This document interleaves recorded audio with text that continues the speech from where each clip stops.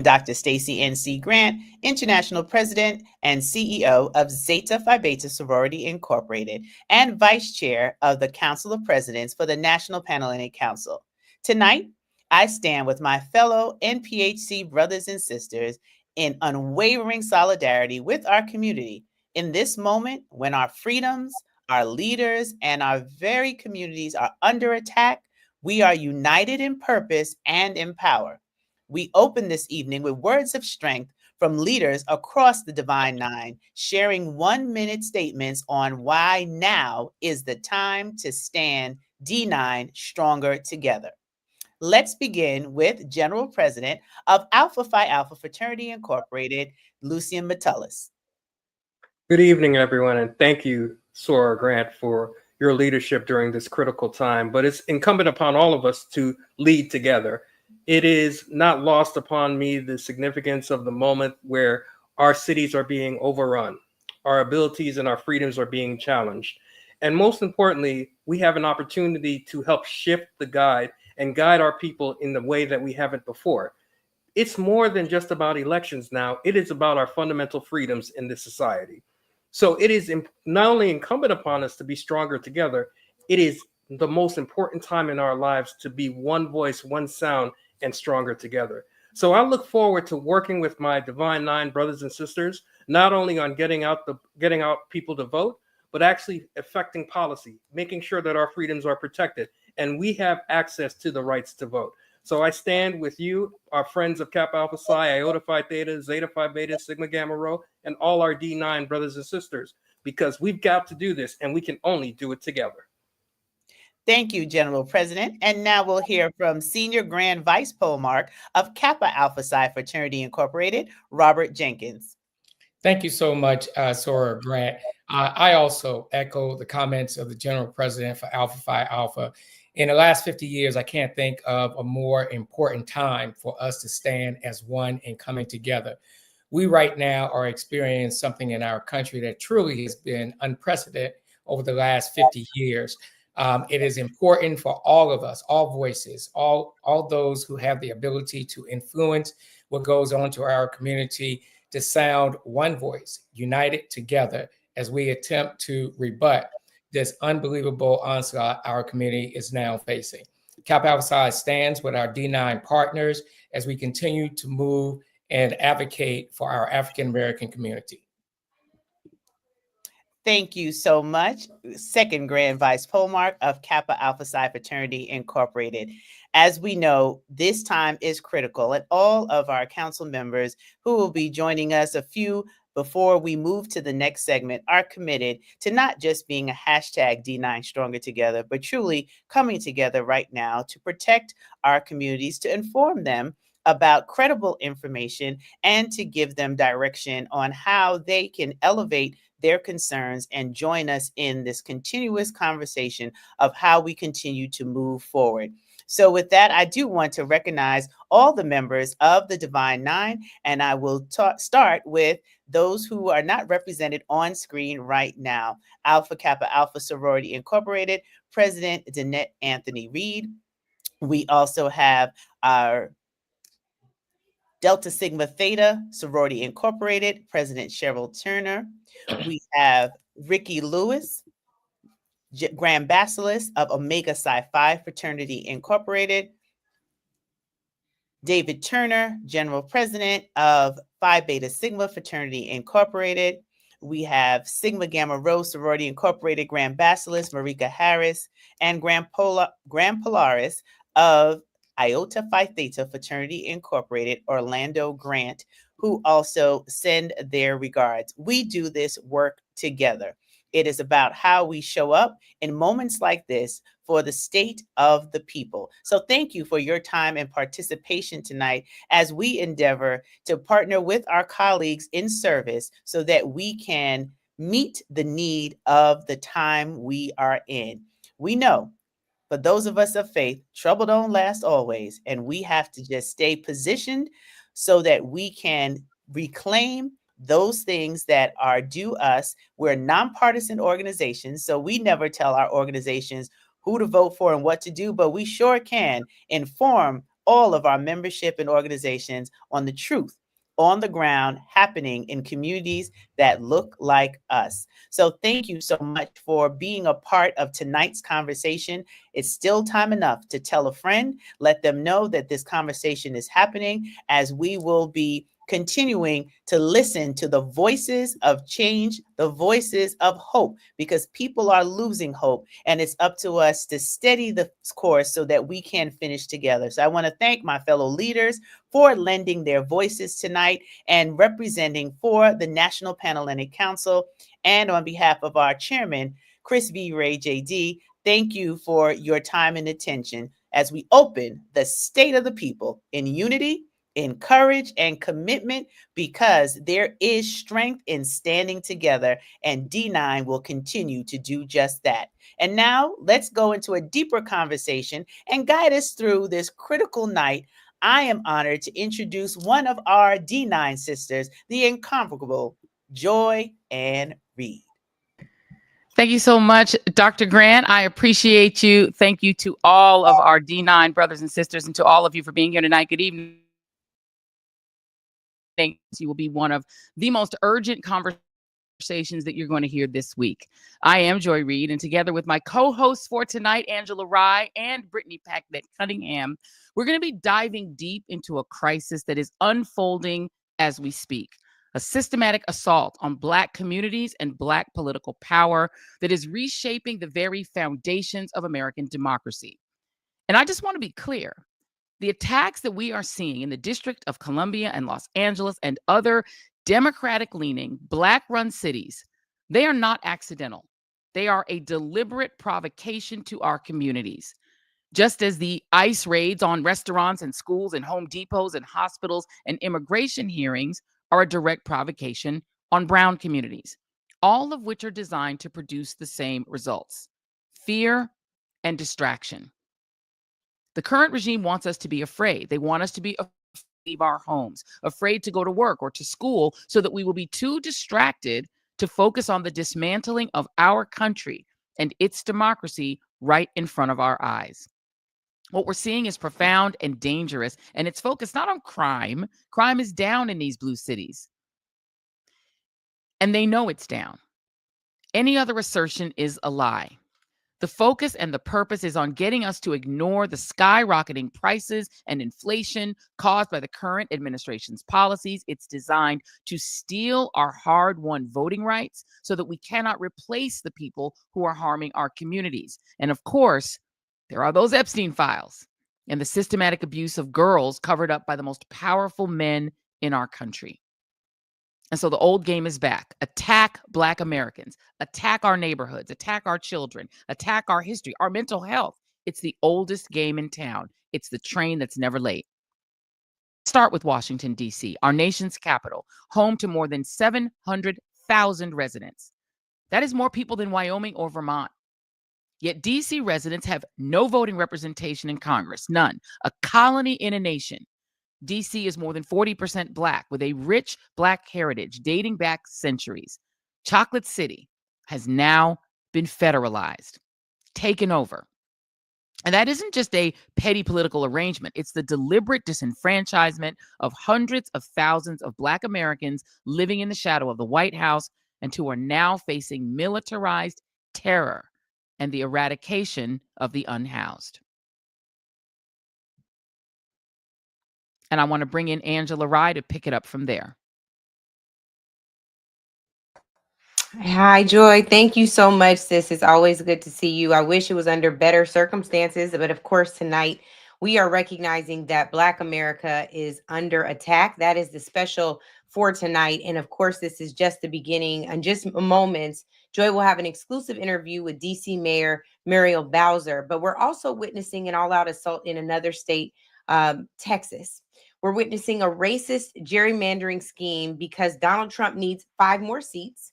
It's so aggressive and so surgically precise in targeting Black and brown districts that it makes previous efforts look immature.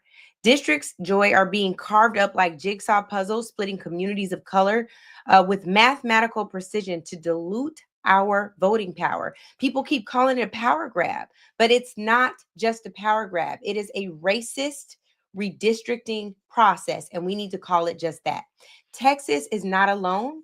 In fact, this playbook is playing out in state houses nationwide, all across this country, from Florida to Missouri to Ohio to Indiana. But there is a silver lining. Just today in Louisiana, the Fifth Circuit struck down the state legislators' racially discriminatory maps. And thank God for that. We know that if we go to court, if we can keep fighting, and if we can join those state legislators in Texas who have said we are going to fight, we are going to show y'all what a real good fight looks like, the quorum breakers. But on the other side of the quorum break, we know that it is likely that Texas will rule against our folks. These are not isolated incidents. They are part of a coordinated strategy to roll back decades of progress in Black political representation. Y'all know we just celebrated the 60th anniversary of the Voting Rights Act. And as it is strung together and hanging on just by pieces, one of those pieces, Section 2, which is what the Fifth Circuit relied upon, we know that we have a fight on our hands. And as we enter into the first wave of Jim Crow 2.0, from voter ID laws to polling place closures and all the things that we witnessed before, this ongoing fight from 1965, really from 1619 to 1965 to 2025, we have to get ready for the battle ahead. Jim Crow 2.0 is a multi-front war on Black power and Black people that demands our immediate attention, and it is my honor and privilege to now turn it over to Brittany Packnett Cunningham. Britt, you're on mute. Angela, Joy, you couldn't be more on target. And this attack on Black America is absolutely front of mind. That's why State of the People is having this conversation tonight. And we're glad to each and every one of you who've decided to join us on this live stream. Or if you're watching later, we thank you for being here. Because tonight we're going to bring you the voices that you need to hear. Leaders who are fighting these battles in court, community organizers who are on the front lines, young people whose futures are up for grabs, and citizens whose votes and futures hang in the balance. Because here's the truth. When we fight, we win. We can and we will survive this time, and we'll do it by struggling creatively and collectively to build the world we deserve. The state of America may be weak, but the state of the people, our people, remains more determined than ever. That's why we're here. So for the next 2 hours, we're going beyond the headlines to understand not just what's happening, but why it matters, how we got here, and most importantly, what we can do about it. This is Attack on Black America, a State of the People special. Joy, let's get started. Let's do this. Thank you so much to my sisters, Angela and Brittany Packnett Cunningham. I now want to bring in the Honorable Mayor of the District of Columbia, Mayor Muriel Bowser. She is a person that everyone is talking about today. So, of course, we needed to have her here with State of the People to talk about what is happening in the district and what is happening to our 700,000 residents have called a colony in a nation, those who do not have full statehood, but are still facing the power of the state. Mayor Bowser, thank you so much for being here. Thank you, Joy. Thanks for having me.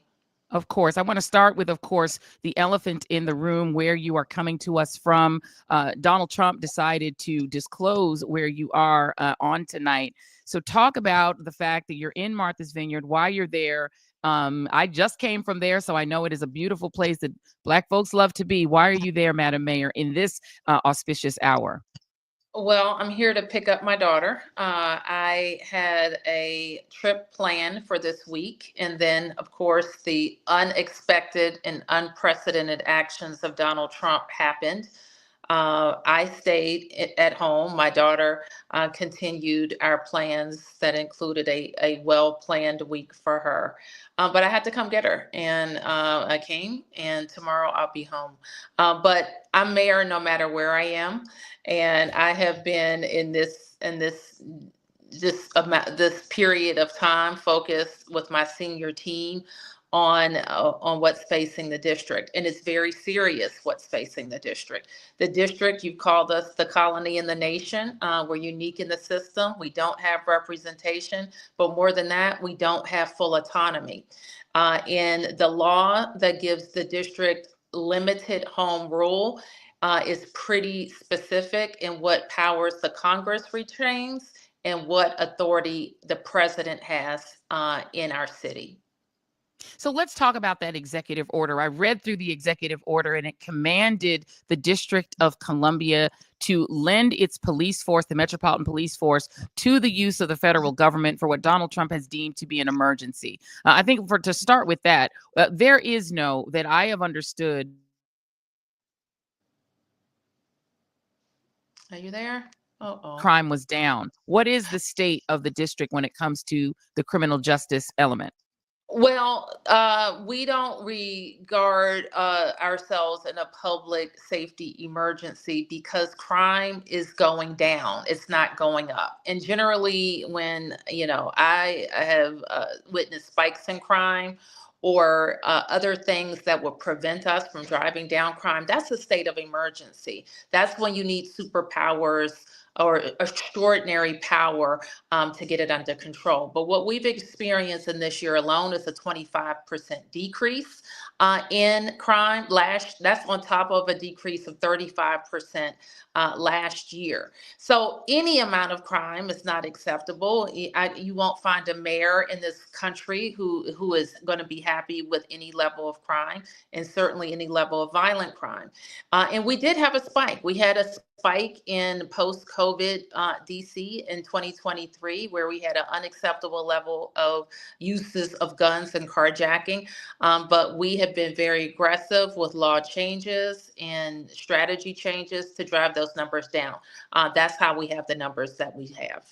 There was also an incredible spike in crime on January 6, 2021.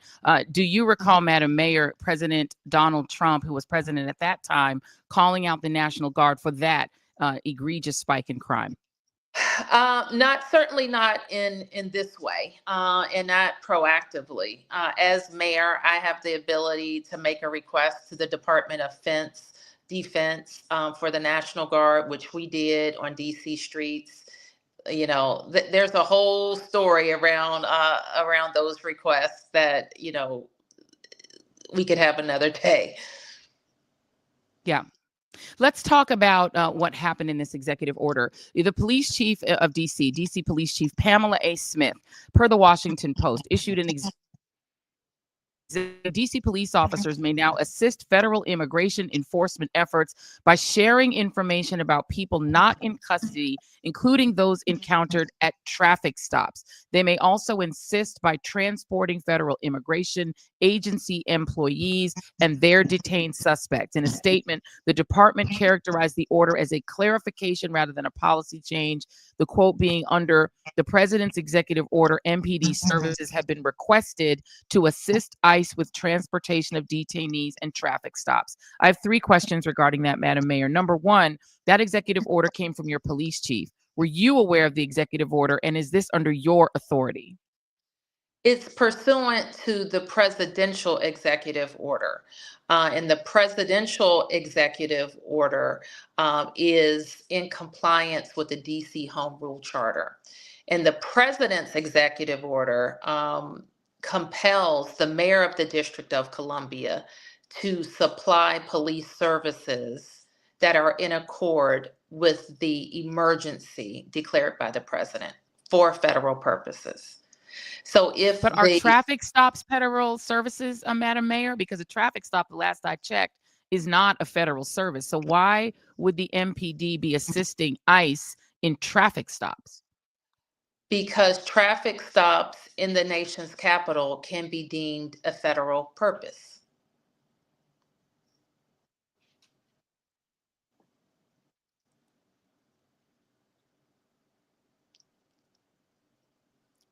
I'm going to note that I believe we're having some issues with Wi-Fi. We will note that Wi-Fi is not great on the Vineyard, so I think it's a little shaky. I'll ask you to go ahead and start your answer again, Madam Mayor. What does a traffic stop have to do? Yeah, no, absolutely. Okay. We get that Wi-Fi is a little tough. Okay, so what I was saying is a federal purpose in the District of Columbia is broad, because the District of Columbia is the seat of the federal government. So you're saying that a traffic stop in DC is a federal matter? That's correct. Then here's the question I think a lot of people are asking. We have heard reports of ICE agents, federal agents, harassing people in housing projects, harassing people at Howard University, where I've got my shirt on here, harassing people at Howard, harassing people on the streets. Black communities are being terrorized by these federal agents. If MPD is helping them, I'm going to get my question. If MPD is helping them, who is protecting the people? Who's protecting the people of DC? Joy, you aren't hearing me say that we asked for this insurgence of police, or that we think we need them. What we know is that the president is making a show of force in Washington, D.C., that it is meant to be a signal for the rest of the nation. We know that he has broader authority to do it in Washington, D.C. So let me be clear, however, because in D.C., our police work with federal agencies all the time. Can you hear me? Yeah. And it is, yes. And so we work with FBI, DEA. This is not the same thing. We work with them on task forces to take down violent crime. Now, as the president's order was outlined, it requested MPD services, but it did not replace MPD. And so that is the space that we have been working with the feds during this time. And the question, though, again, is people are being terrorized. And what we're hearing anecdotally is that these agents are operating in the 8 sort of regions. If you sort of take a DC, it's kind of sectioned off into 8 pieces. Wards. The yes. parts where majority white communities live, wards, those are not being subjected to ICE raids and federal raids. It is the Black majority and brown majority, but particularly the Black majority areas. So the fact that they're being terrorized, where does their protection come from if MPD is helping the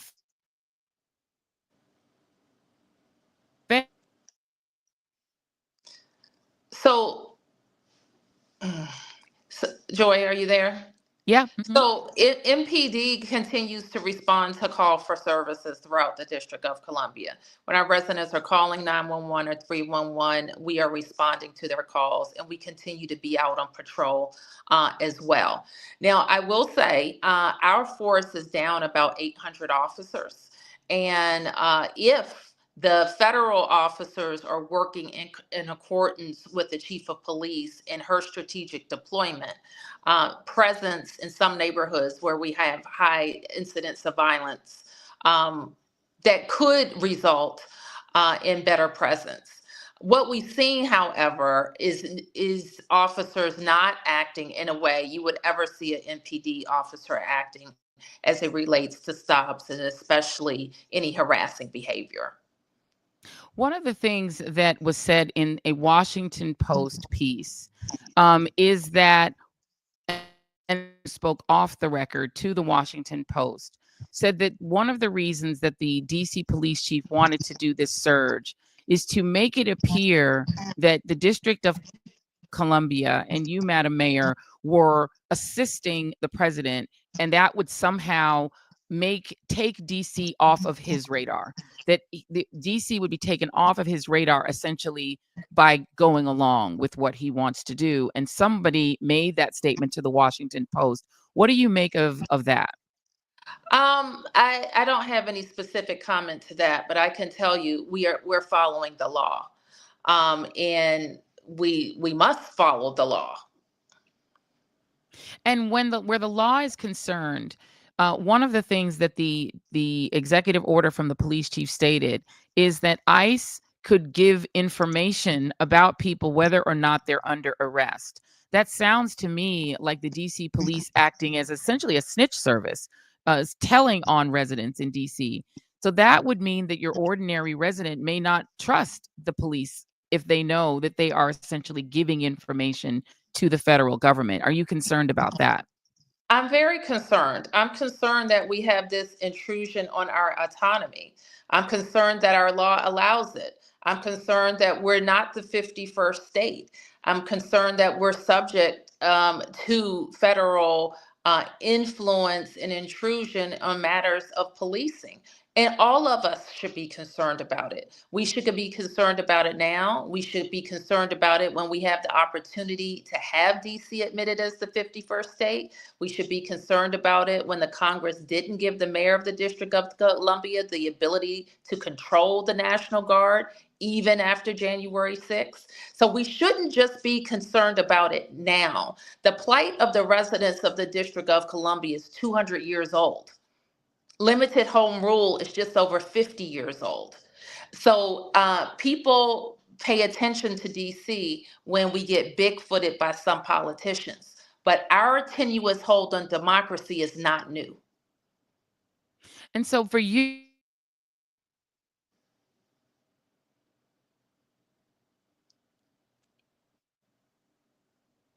can you hear me, Madam Mayor? Can you give me that question again? Absolutely. When will you be back in the district? Tomorrow. So, and tell us what your plan is when you hit the ground, because to be honest, I'm hearing every day, maybe once or twice an hour, from people who live in the district who are terrified, who are afraid to leave their homes, afraid to go outside, afraid to go to work. What is your message to them, and what is your plan? Our message is we have to get out of this emergency status with the federal government as soon as possible. The law allows 30 days without congressional action. Trump has already said he wants it to be indefinite. You have some people in the Congress that say they want it to be indefinite. We have to have everybody, all freedom-loving people in that Congress, to stand up against it. It cannot get through both houses of the Congress. And do you believe that your police chief has acted above her authority, essentially issuing this order without?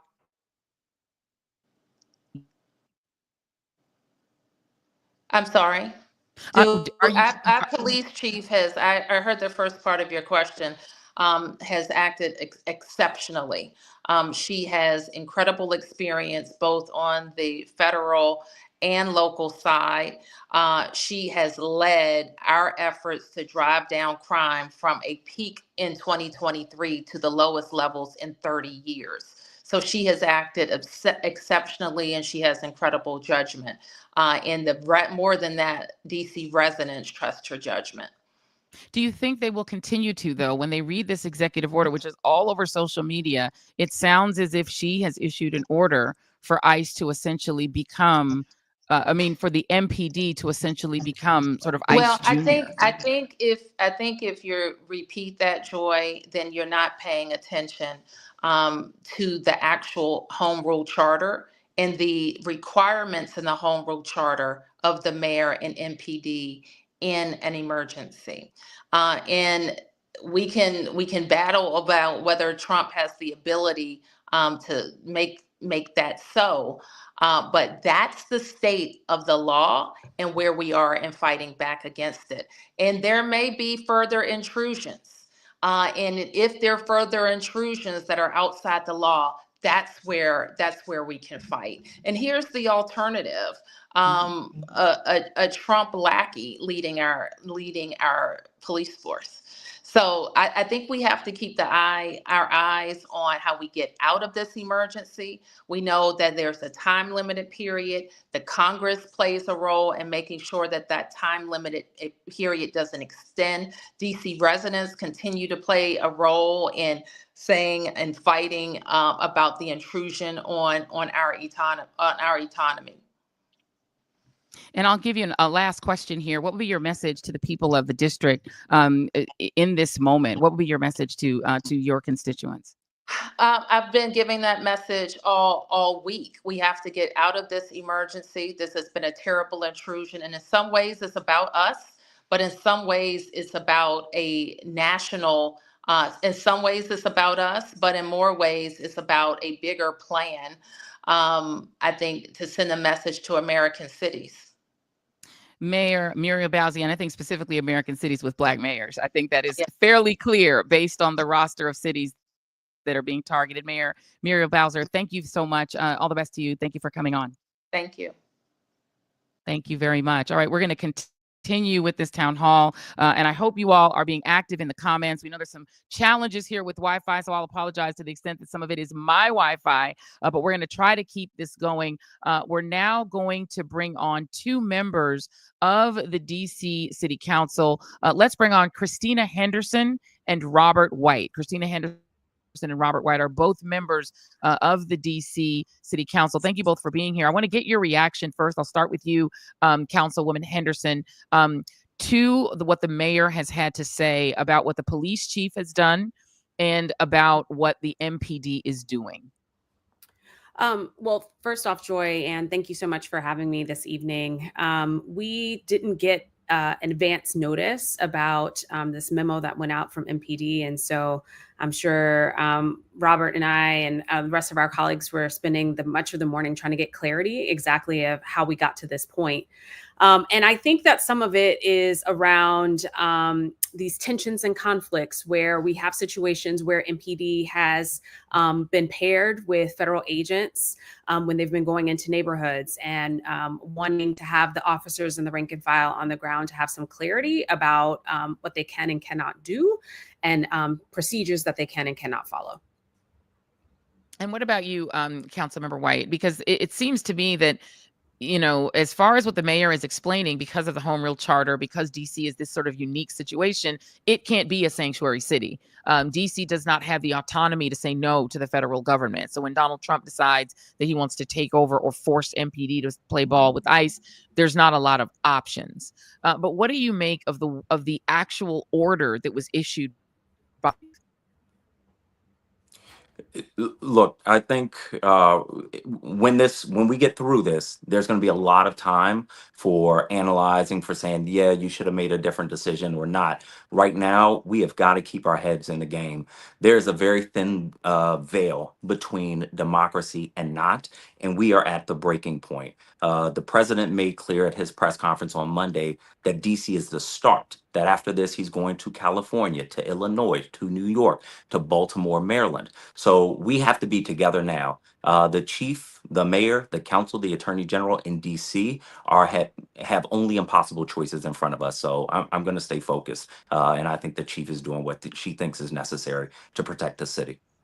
Do you believe, Councilmember Henderson, that this pretend emergency, because again, Donald Trump in May praised the declines in crime in the district and said that crime was going down. He said that on the record.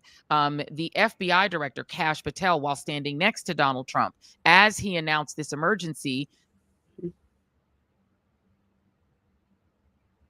announced that as if in the last 6 months that suddenly happened, but that is a more than 2-year trend. So they know that it's not about crime.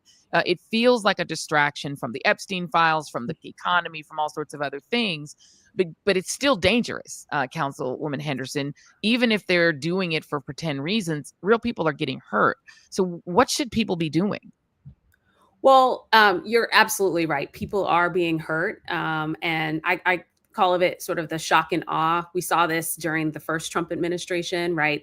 When you're trying to deflect from something that you don't want the media to talk about, you got to give them something else.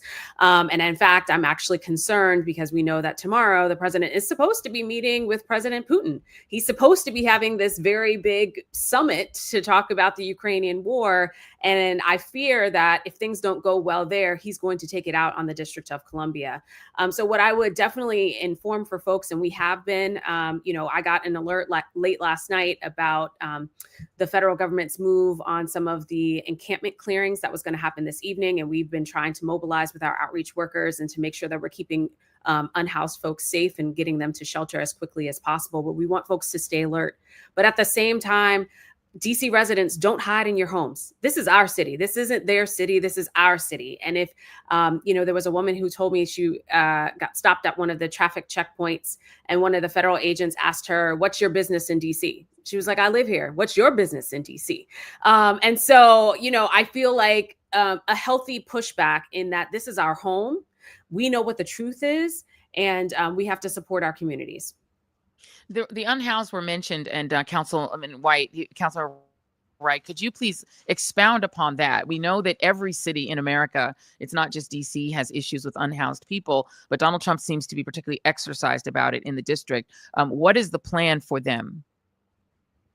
Well, look, our agencies are doing what they need to do. They are trying to get out to unhoused people across the district and urge them even more urgently to get to shelter, to get to somewhere.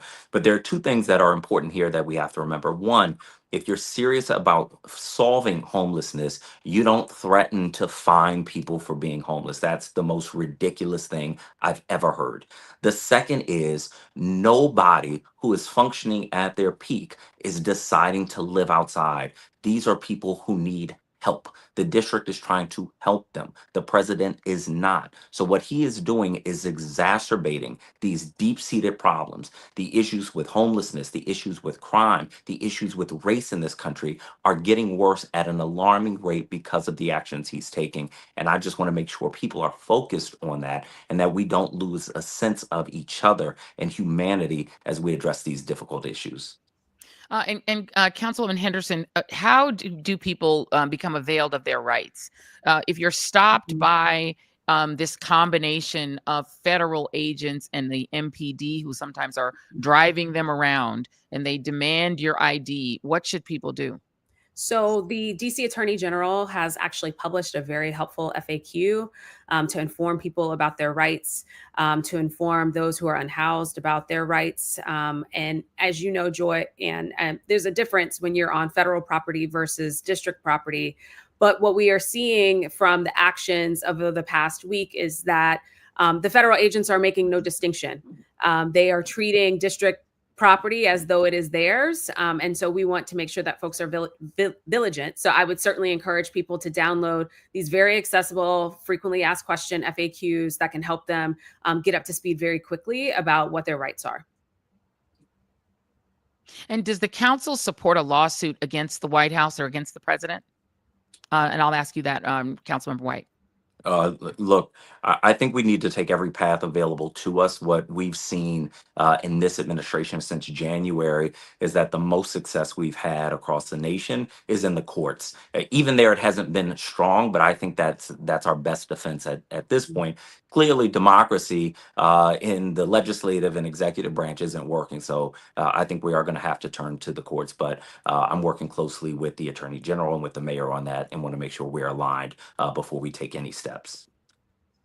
And has there been, Councilmember Henderson, an opportunity for the council to come together on a strategy to combat what the administration is doing? Well, Joy, we talk nearly hourly. Council members are communicating and sharing information with one another. We had the opportunity to get together with the leadership earlier this week to talk about, what is the legal strategy, what can we do, what can't we do, and how do we sort of fight back. And so we'll continue to have those conversations. I think, as the mayor said before, our focus is to ensure that this thing does not extend beyond the 30 days. And so we're already shifting to having conversations with allies on the Hill. I wouldn't even call them allies. Now we need co-conspirators. I used to work in the Senate.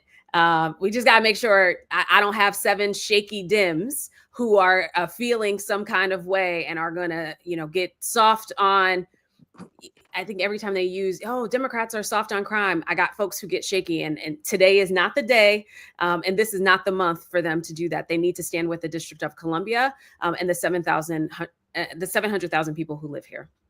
Absolutely. I think we can end on that note. This is not the day to get shaky. Your knees are going to have to get strong because we can't have any wobbly knees in the face of autocracy. Councilmember Christina Henderson, Councilmember Robert White, thank you both for being here. We really appreciate you all being a part of this town hall.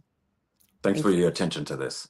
Thank you very much. All right, we are going to now move on to the next part of our program, and going to be a roundtable like none other. We just had one mayor, the mayor of the District of Columbia. Now we're going to have 4 mayors who are going to address the attacks that are not just on the district, but really on essentially every Black-run city in this country. So I want to bring now to the stage Mayor Karen Bass, mayor of the great city of Los Angeles, Mayor Barbara Lee, the mayor of Oakland, California. Mayor Brandon Johnson, I believe, is coming to the table as well, the mayor of Chicago, Illinois, as well as Mayor Ross Baraka of the great city of Newark, New Jersey. Thank you all for being here. Thank you for having us on. Thank You're you. welcome. Thank I you, have Joy. seen, Good seeing you. I have seen all three of these mayors in the last month and a half. They've all been interviewed on the Joy Reid Show, and it's always been great. And it's been great to actually be in your cities to talk to you. But what we've seen, and I'll start with you, Mayor Bass, is a systematic attack on Black-run cities, and it did begin in Los Angeles. You were the first to feel this punch from the current regime. Talk to us about what takeaways you took, what you learned, what learnings you can share with other mayors who are going to go through this. Sure, and thank you, Joy, for all that you do. But let me just say that it began with the federal seizure of power from our governor, federalizing the National Guard, bringing the National Guard to LA after they started these random raids, and we referred to it as kidnappings, of snatching people off the street. And I will tell you that the city of LA has been completely unified, but they keep doing this performance, this provocation. So let me just tell you what happened today, Joy. Governor Newsom was having a press conference at the Japanese American Museum, where the main exhibit is about the internment of the Japanese. His press conference was about how we were going to redistrict, addressing what's happening in Texas. And while he was in the press conference, the Border Patrol surrounded the Japanese American Museum, brought out, 50, 60 officers, and picked up one person. So they keep doing these provocative events to create disorder, to create a profound sense of fear, which is what is going on. On Monday, I had a press conference with the superintendent of schools to encourage parents and kids to go back to school. So here we are in Los Angeles, mobilizing and protecting ourselves from an attack by our own government. It's very profound what is happening. And instead of dividing people, they have totally united our city. This morning, I had a press conference on the west side of the city with everybody was white, Jewish, in solidarity with their Latino brothers and sisters, because that is who is being targeted now. We've won 2 court cases, temporary restraining orders, and they are completely violating the temporary restraining orders. I want to note, as we're talking about this, that we are looking to get Mayor Ross Baraka on. I believe he might be having some connection issues, so we're working on bringing him to the table as well. We're going to keep going with this wonderful panel. Mayor Lee, we know that you have an activist history. You understand activism. You understand the response to police aggression. This is what you grew up in and came up in as a young activist. But now what we're seeing is really an invasion of cities one by one, systematically attempting to leave people terrified. You just heard Mayor Bass talk about having to coax people to go to school. That's where we are. What preparations are you making in Oakland for this to come your way? Sure. And thank you so much, Joy, once again, giving us an opportunity to speak truth to power. And to Mayor Bass, I'm sorry that you had to be the gold standard for this tragedy that's taking place, because this truly is the beginning of the middle of the dismantling of our democracy. And that's what it's about.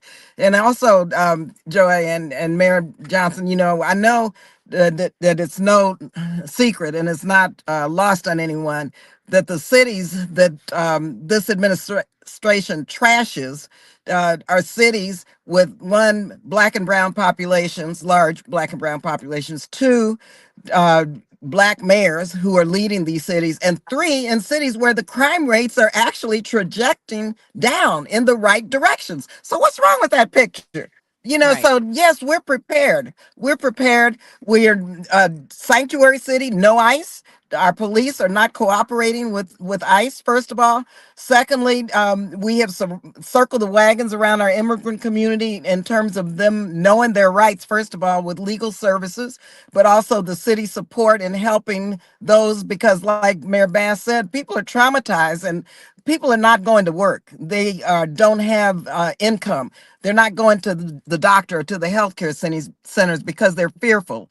And so mental health care, and really the plan of the city, along with our police department and along with our community organizations, is what we have enacted so that we can make sure that we are as unified as Los Angeles. Every community is circling the wagons around this trashing of Oakland, first of all, by this man in the White House, but secondly, knowing that he's trying to provoke some type of an occupation and militarization of Oakland. And so we had a press conference this morning with our faith communities. People all across the city came to the press conference.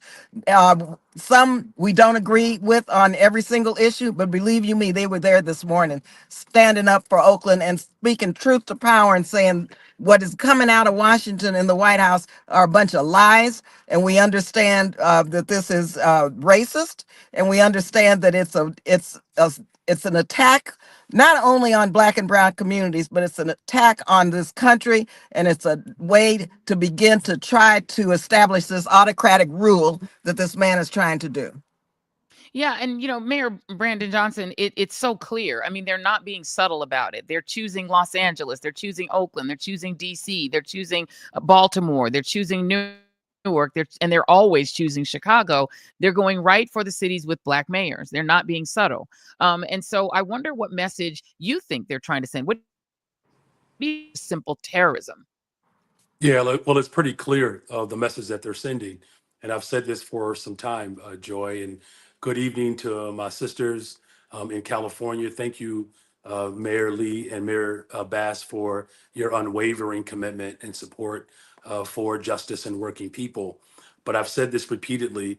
It is very clear that the extreme right in this country, they have not accepted the results of the Civil War, and they want a rematch, and they have declared war on poor people. I remember when I taught social studies, there were presidents who declared war on poverty. This president has declared war on poor people. He is the manifestation of the three evils: racism, militarism, of course, these are Dr. King's words, of course, and poverty. And so, what we're doing in the city of Chicago, we're using all of our the full force of government to resist these iniquitous acts, if you will, of governance that's coming from the extreme right. And what we know is that in order for us to build safe and affordable cities, and I know Mayor Bass and Mayor Lee are clear about this, we have to invest in more affordable housing, and we're doing that. We're on pace to build 10,000 of them. We have to invest in mental health support services. I'm the first mayor since the first Black mayor, Mayor here in Washington, to actually open mental health clinics. We have to invest in our young people. We hired over 30,000 young people for summer jobs, almost 50% increase since I've taken office. And now we're seeing the results: a 30% reduction in homicides, almost 40% reduction in shootings and shooting victims, 35% reduction in robberies. Look, there's a lot of work to be done, but it's very clear and it's evident that as Black folks stand firm and strong in this moment, our support for working people benefits all of the residents of our cities. And to Mayor Bass's as well as Mayor Lee's point, it actually has worked to unite people. What this president has attempted to do is to divide and conquer. And what you're seeing is our generation rising up, and whether it's in policy, whether it's through the courts, or whether it's taken to the streets, it is this generation's turn to ensure that our democracy continues to evolve and that we never surrender our humanity. Mayor Karen Bass, Mayor Barbara Lee, Mayor Brandon Johnson, three of the history, all of whom are true fighters and stalwarts for democracy, for the people. And we appreciate all of you. Thank you so much for being on with us tonight. Thank you. Thank you for having us.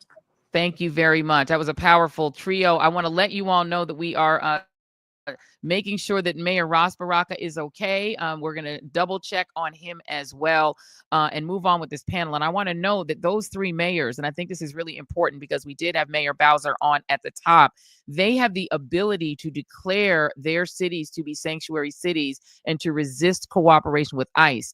The district does not. Because the district is not a state, there's less power and authority that mayor has. She is beholden in many ways to the federal government in ways that they're not. All right, we're going to go on to now some DC leaders. We're going to talk to some local DC leaders who are going to talk to us about the resistance on the ground to this invasion by the Trump regime. Let's bring in Tony Lewis Jr., Nene Taylor, and Cora Masters Berry, who is, of course, we know she's from that Berry family, the family of the great mayor, the late Mayor Berry of DC. Thank you. I don't know if we have the three of them, but let's go ahead and interview Tony and talk.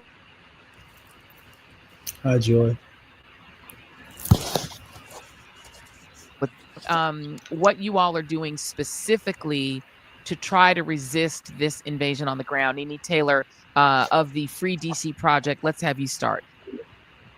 Hi, Joy. Thanks for having me. I'm also the executive director of Courage Foundation, which is the abolitionist organization here in Washington, D.C. But under the Free DC Project, we've been here. We knew this was going to happen. We prepared for it. And so right now, what we're doing for Free DC is we're building people power to resist. We are refusing to let DC and just be idle and let DC be taken over by authoritarian, correct? And so what we're doing right now is we actually we're ramping up our mutual aid because we know that the community that we people are safe. So we have all 8 wards, but we have rapid response groups responding to the situations where our community loved ones are being attacked by the police.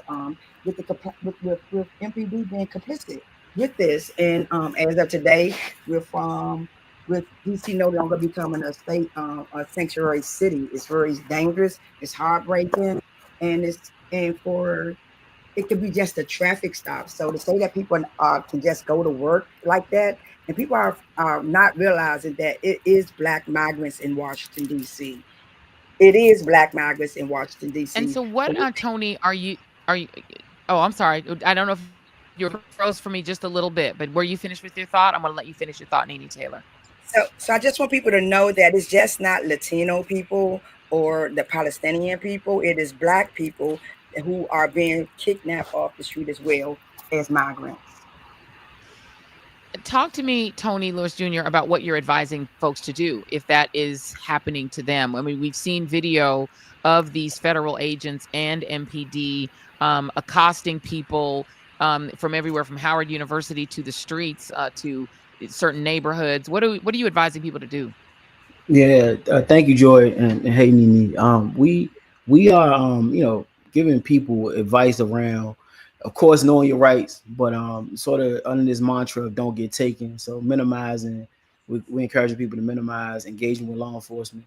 If you have to have engagement with law enforcement, to make it as short as possible, not to capitulate at all, to always, hold on to your dignity and demand your respect, but at the same time, try to make those interactions as minimal as possible.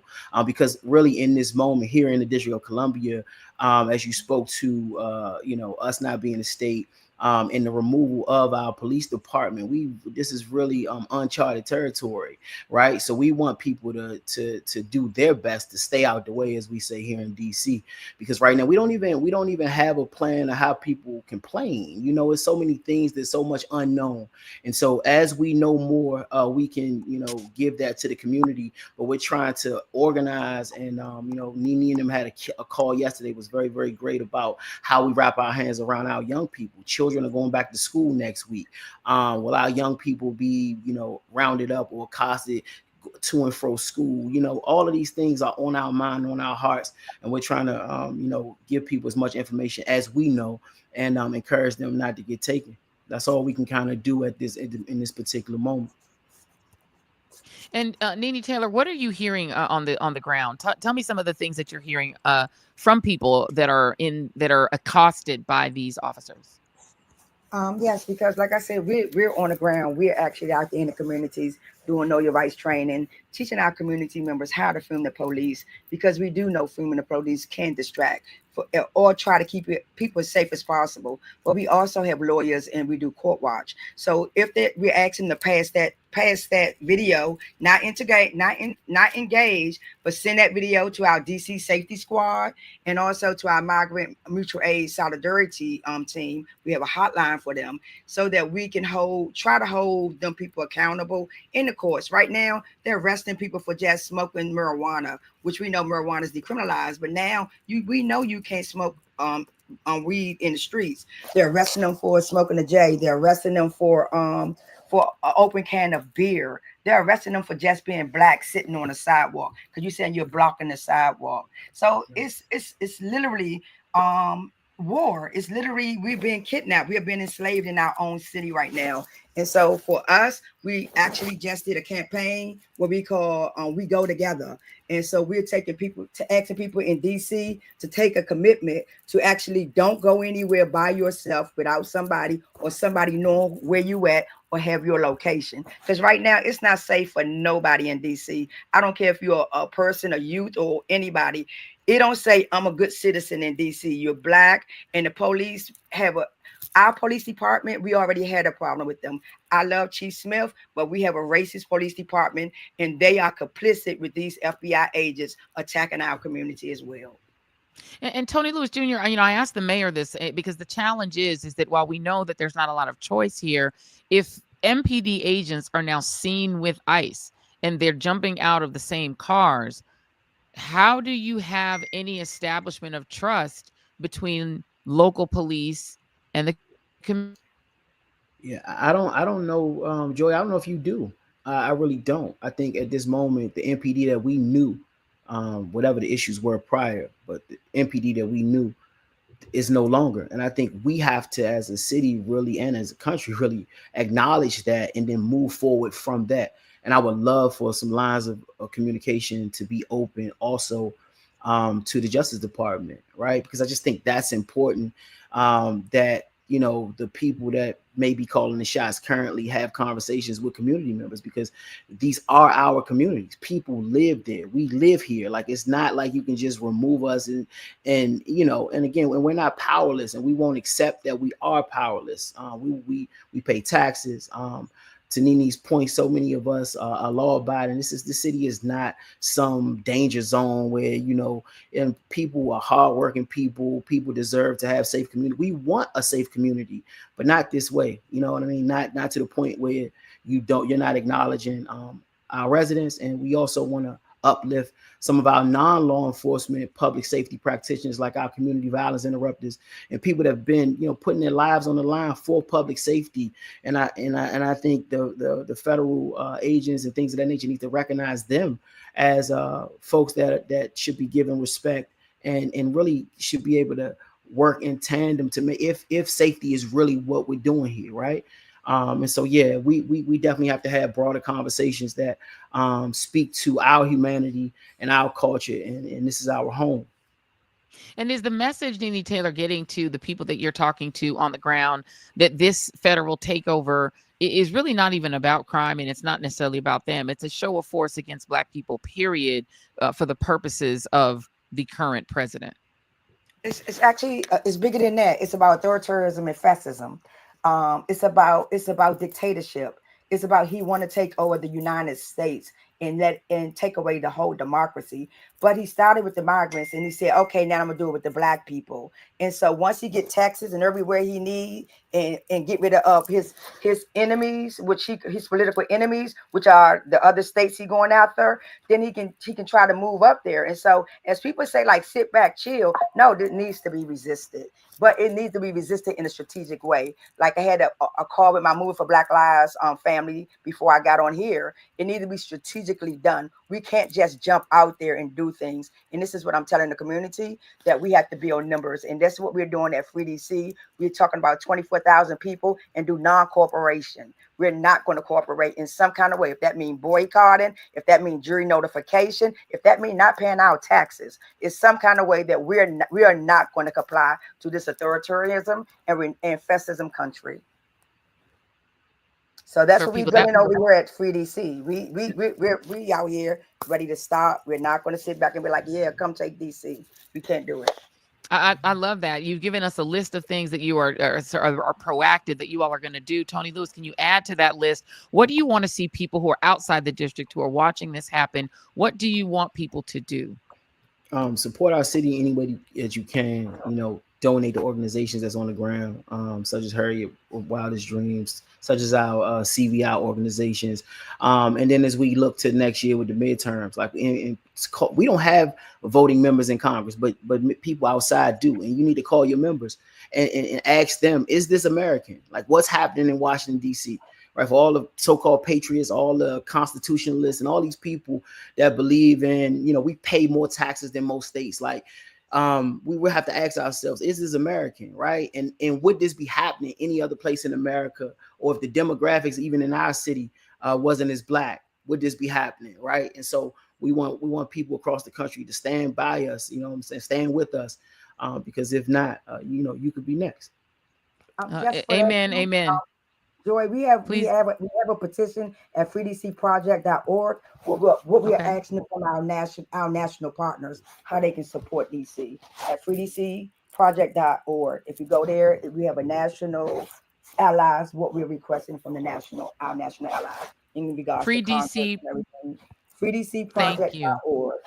freedcproject.org. We're going to send everybody there. You all, while you can double screen it. You can go check out freedcproject.org to support these organizations. Tony Lewis Jr. and Nene Taylor, thank you both very much. I want to throw it now back over to, thank you. I'm going to throw it back to Brittany Packnett Cunningham, who's going to pick up our program from here.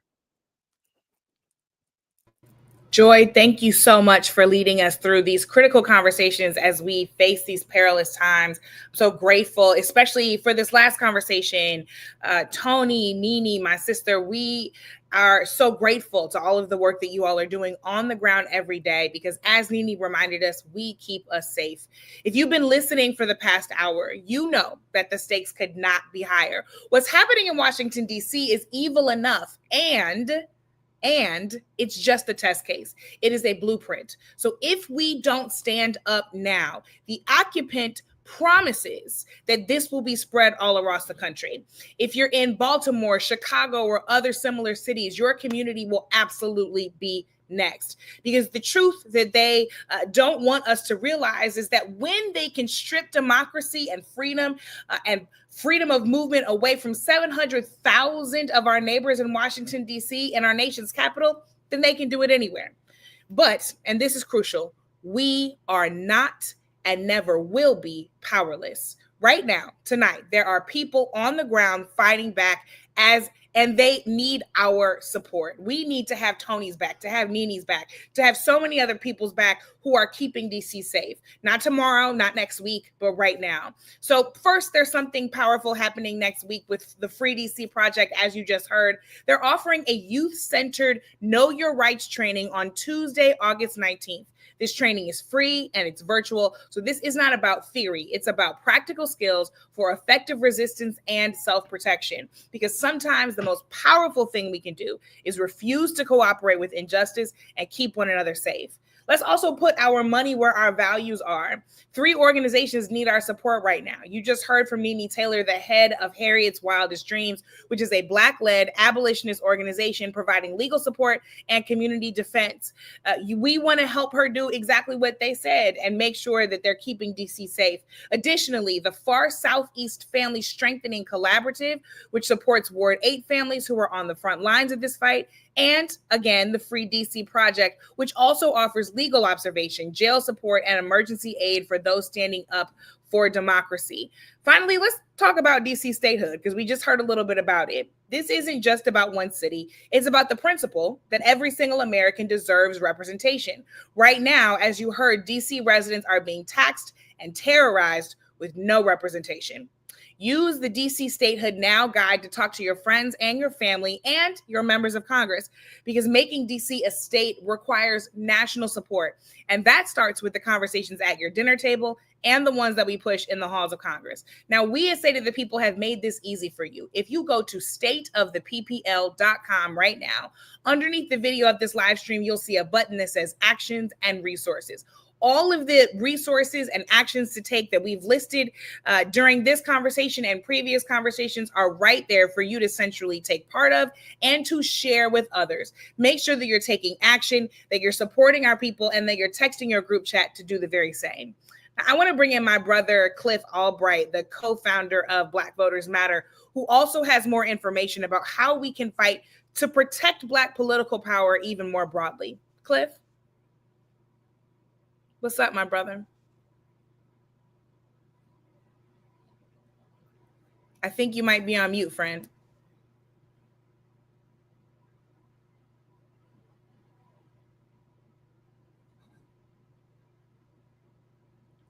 I think we're having some technical difficulties. Cliff, I want to make sure that we get the chance to come back to you once we figure that out, because you have an opportunity for all of us to engage. But look, before we pass it on for the next conversation, I know it is incredibly easy to feel overwhelmed. The forces up against us have money. They got power, traditional power at least. They've got institutional backing, but they don't have what we have. They don't have the moral authority of justice. They don't have the power of community. They don't have the unstoppable force of people who refuse to accept that this is just how things are. They lack the ancestral knowing and epigenetic brilliance encoded into our DNA that helped us survive and thrive before, and it will help us do it again. So every phone call you make, every dollar you donate, every conversation you have about DC statehood, every skill that you learn about resistance and protection, all of it matters. It all adds up. And it all contributes to a movement that's bigger than any single attack on any one of us or our democracy. The people trying to strip away Black personal and political power are counting on us to feel hopeless, to think that we can't make a difference. And they are absolutely, unequivocally wrong. So for the next hour, we're going to keep showing you exactly why. So stay with us, because our freedom depends on it. Angela, I'm going to pass it back to you, because I know you're about to bring us some critical conversations on what this fight looks like all around the country. Britt, thank you so much for all you're doing, for always keeping us action-oriented. I'm thrilled, you all, to bring up some fighters in the redistricting process.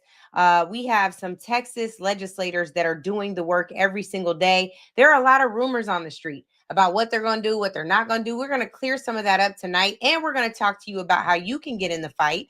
We are also going to be joined by Todd Cox from the Legal Defense Fund, talking about all the work they've done. And there's a little bit of a silver lining today with a victory in the courts that they often tell us we can't win, but sometimes we win. My good brother Vincent Evans says all the time, you can never win a fight you don't show up for. And let me tell you something, the Legal Defense Fund shows up every single day. And I got to tell y'all one more thing.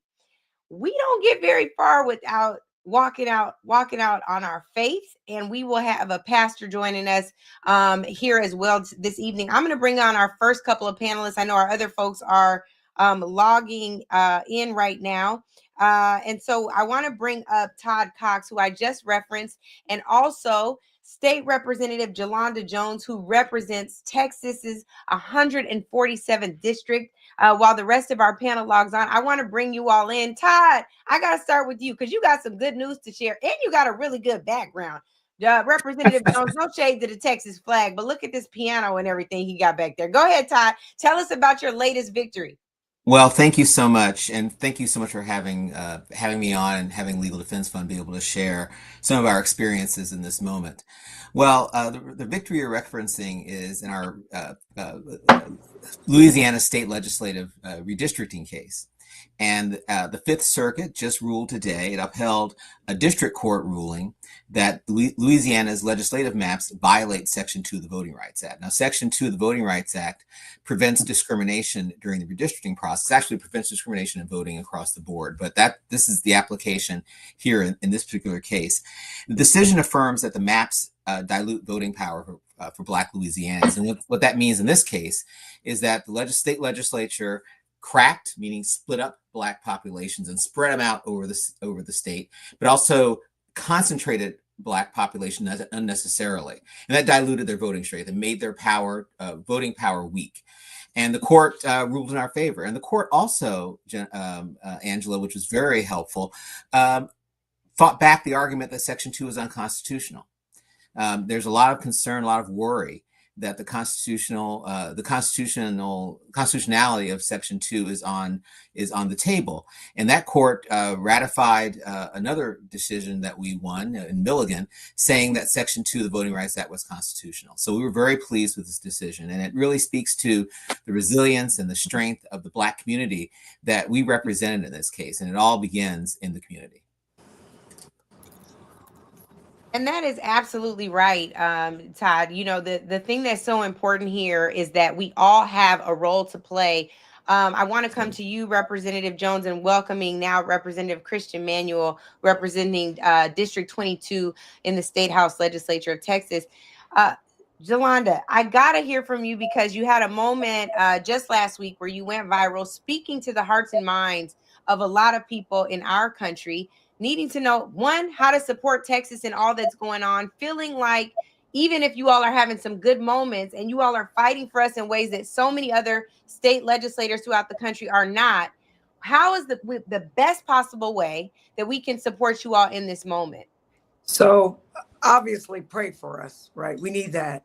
The second thing you can do is you can give to the Texas Legislative Black Caucus to support our efforts to remain quorum broken.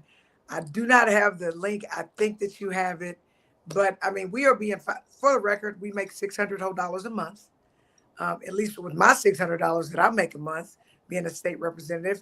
I pay my health insurance, I put into my pension, and I pay my union dues. So there's not a lot of money, and they're fining us $500 a day for every day we've been gone, and they're also cutting our office budgets by 30%.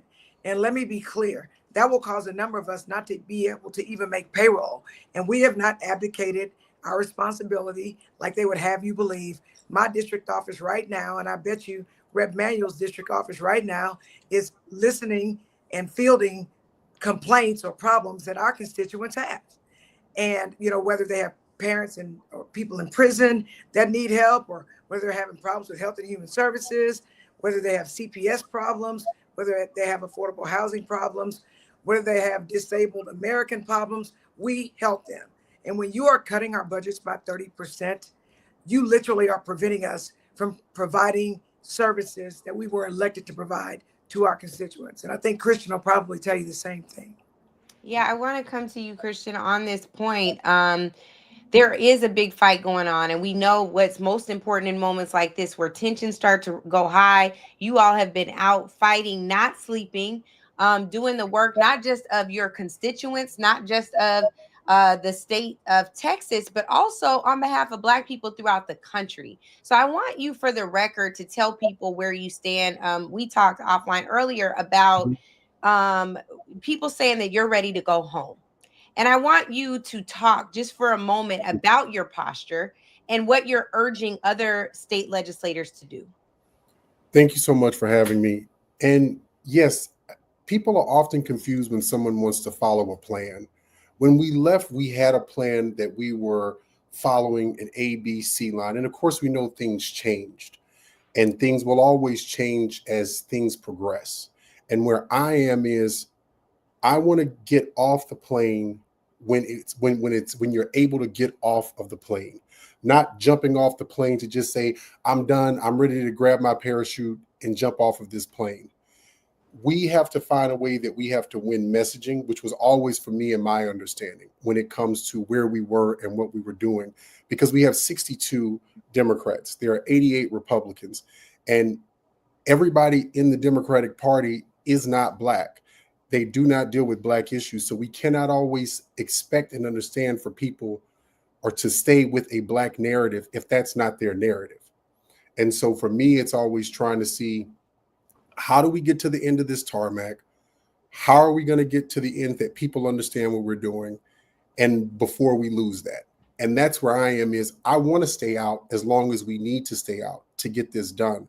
But I'm also not trying to stay out just to have a good time and to go on television, because there's still other things that need to be done. When it comes to our offices and our districts, that's already happening. Our constituents' casework, I'm giving phone calls. But as far as I'm ready to go home, no, I'm wanting to follow a plan to what was supposed to be the end when we get to what we thought was the end of that. Well, let me ask you, because I feel a little confused when you talk about following a Mhm. plan. What plan are you following? And given like we're seeing some pivots happening out of the governor's mansion, what Governor Abbott is saying, the fact that he said that he would issue warrants. Well, see, for Well, us, just one second, sorry, go because ahead. so, and then also you have the Attorney General who is trying to go after Beto Works, an organization that's willing to support you all and help to pay penalties. So the plan is shifting also from the powers that be. So how are you all navigating to ensure you stay out to Right. protect the power of your votes and your district so Black people are represented? See, I think that's interesting. And I Mhm. think that's part of the problem that some people have is, and this is from my understanding, is that the way we got people to leave in the beginning was we always said we were leaving to bring the message to people to get enough awareness of what was actually happening. So people understood how severe it was, because I know I had been hearing and talking about redistricting since spring, because I sat on the redistricting committee and I was hearing this coming from people in DC. I was hearing this from people in Texas saying, this is about to happen. I was the first one in the Black Caucus that was like, we need to be very serious about what is coming, because they're about to redistrict and they're going to take these Black seats. So when we finally got to that narrative, it was, we need to just get people awakened to understanding what it is. And then all of a sudden we have had people who have, excuse me, I didn't realize this was going off. That's We've okay. had people who wanted to, who are not inside of the members group, say, now you need to do this. Now you need to do that. And the thing that I have always said, and I've given at least one or two different speeches where I have said, I'm not understanding why outside influences are determining what we're doing if we said we had a plan when we left. Oh, well, that's easy, Representative, because the plan is changing from the powers Right. that be And I at the fully top, get that right? too. And Right. so part of what's happening now is people, like, if you're saying the plan all along was messaging, right? To Mhm. win the messaging war outside of Texas, I would say as an attorney and as someone who is, and we talked earlier, grown up in politics, that Right. is not at all the plan. We have to make sure that Black and brown people and Asian people and indigenous people are represented in legislative bodies, just like in the case that Todd just won. So with that, Todd, I'm gonna come back to you, Representative Manuel. I'm gonna come back to you as well. But Counselor Todd, can you help us understand, right? Taking partisanship completely out, understanding that this is racism by design. So I'm not putting LDF in harm's way by saying this. We have watched it. They drew it on the map. They said, little Black boy, little Black girl, you don't deserve to have a voice in any legislative body. Can you talk about why what Texas is doing is so dangerous, and what you would tell the legislators who have been quorum breakers to do to help build a record that is supportive of cases like the one you just won today? Well, let me just start by saying, put some context out there. There's a reason why Texas has been sued under the Voting Rights Act every decade since the act's passage. The state leaders are continually trying to game the system at the expense of Black voters, but all voters, voters of color in particular. Texas is home to the largest Black eligible voter population in the country. And Black and Latino voters have a history of forming what we call coalition districts so they can elect candidates of choice. And what we're seeing is a process that is effectively excluding their voice from participation. And what we want, and what we've always argued for, is a fair redistricting process that allows everyone who has a stake, particularly people we represent, to have voice, to express themselves, to be able to articulate their needs, and in particular, when it comes to voting rights, be able to explain why redistricting plans need to fairly represent their interests and provide them an equal opportunity to elect candidates of choice. That's the same everywhere, but in particular here in Texas, with a process that's moving so quickly and it is moving in such a way that basically limits opportunity for folks to participate, it's very concerning. And we, as an organization, would argue that the state needs to give legislators, voters, all stakeholders an opportunity to have a voice in expressing exactly what these plans should look like and how they can be drawn in a way that fairly represents all voters. Right now, Texas is litigating the old redistricting plan because it's woefully flawed and because many believe it's unconstitutional and a violation of the Voting Rights Act. Instead of redrawing that plan to match some sort of partisan end on the backs of Black people, perhaps the state of Texas should be examining the old plan that's now under attack in the courts. So, and to that point, I want to go briefly to you, Representative Jones, because I do think it's important for folks to hear this is so much bigger than y'all now, right? This is about the Voting Rights Act that we have seen the Supreme Court, frankly, gut. And thank God for the Fifth Circuit today. They relied on Section 2, but we've seen Section 2 challenges, Section 4, Section 5 gutted. And this is the 60th anniversary. So please talk about the role you play and the obligation that you have collectively to Black America in this hour. So let me say this. I believe I have an obligation to Black American, but I also believe that I have an obligation to the constituents of House District 147 that I represent. And my constituents, I share constituents with Texas 9, Texas 18, and Texas 29. All three of which are targeted by this racist gerrymandered map. When I left, nobody talked to me about messaging at all. When I left to stop the maps, plain and simple. I'm accustomed to fighting for Black people. I'm accustomed to being unapologetic about it because that's just who I am. And my goal was always to stop these maps, always. Okay. I believe that, and I know for a fact that my constituents have let me know in no uncertain terms, we need for you to go. We need for you to get up out of here and tell us what it is we need to do to help you stay gone. Because what some people don't understand about the Texas legislature is this. There are 150 state representatives. Of the 150, 88 are Republican and 62 are Democrats. So in no world of math does 62 beat 88. In order to conduct any business in the legislature, you have to have a supermajority of us. You have to have 100 of us. So they only have 88 Republicans. So they have got to find 12 Democrats to get them to 100 to conduct business. Now, if I knew that there's 88 of them and 62 of us, and if we conduct business, then they will crush us, which is what they did during the 89th legislature, which ended before the special session. Why on earth would I go into a fight where 88 gonna go against 62? In the hood language, that don't make no sense at all. The only trump card we have, pun intended, is the quorum break, where they literally cannot conduct business. So even though it was difficult, I've got a business, I'm self-employed. If I don't work, I don't eat, I can't pay the people that work for me. I have a granddaughter. My mother lives with me. I'm her caregiver. But I use my African village to say, hey, call my son, call my aunt, call my son, call my mom, and call my sister and say, hey, I had to leave mama, go get her, right? But I got to do this because it's the right thing to do. I'm FaceTiming my granddaughter because it's the right thing to do. And here's my position. I think that Texas is still in play. In fact, I think Texas is the most direct play to protect the rights of Black people in Texas, sort of generally, and my constituents specifically, because we can literally stop them. And if we were to quorum break until after the filing deadline, then we would still have an option of Texas 9 and Texas 18, Texas 18 stand exactly like they are, and Texas 29 stand exactly like it is.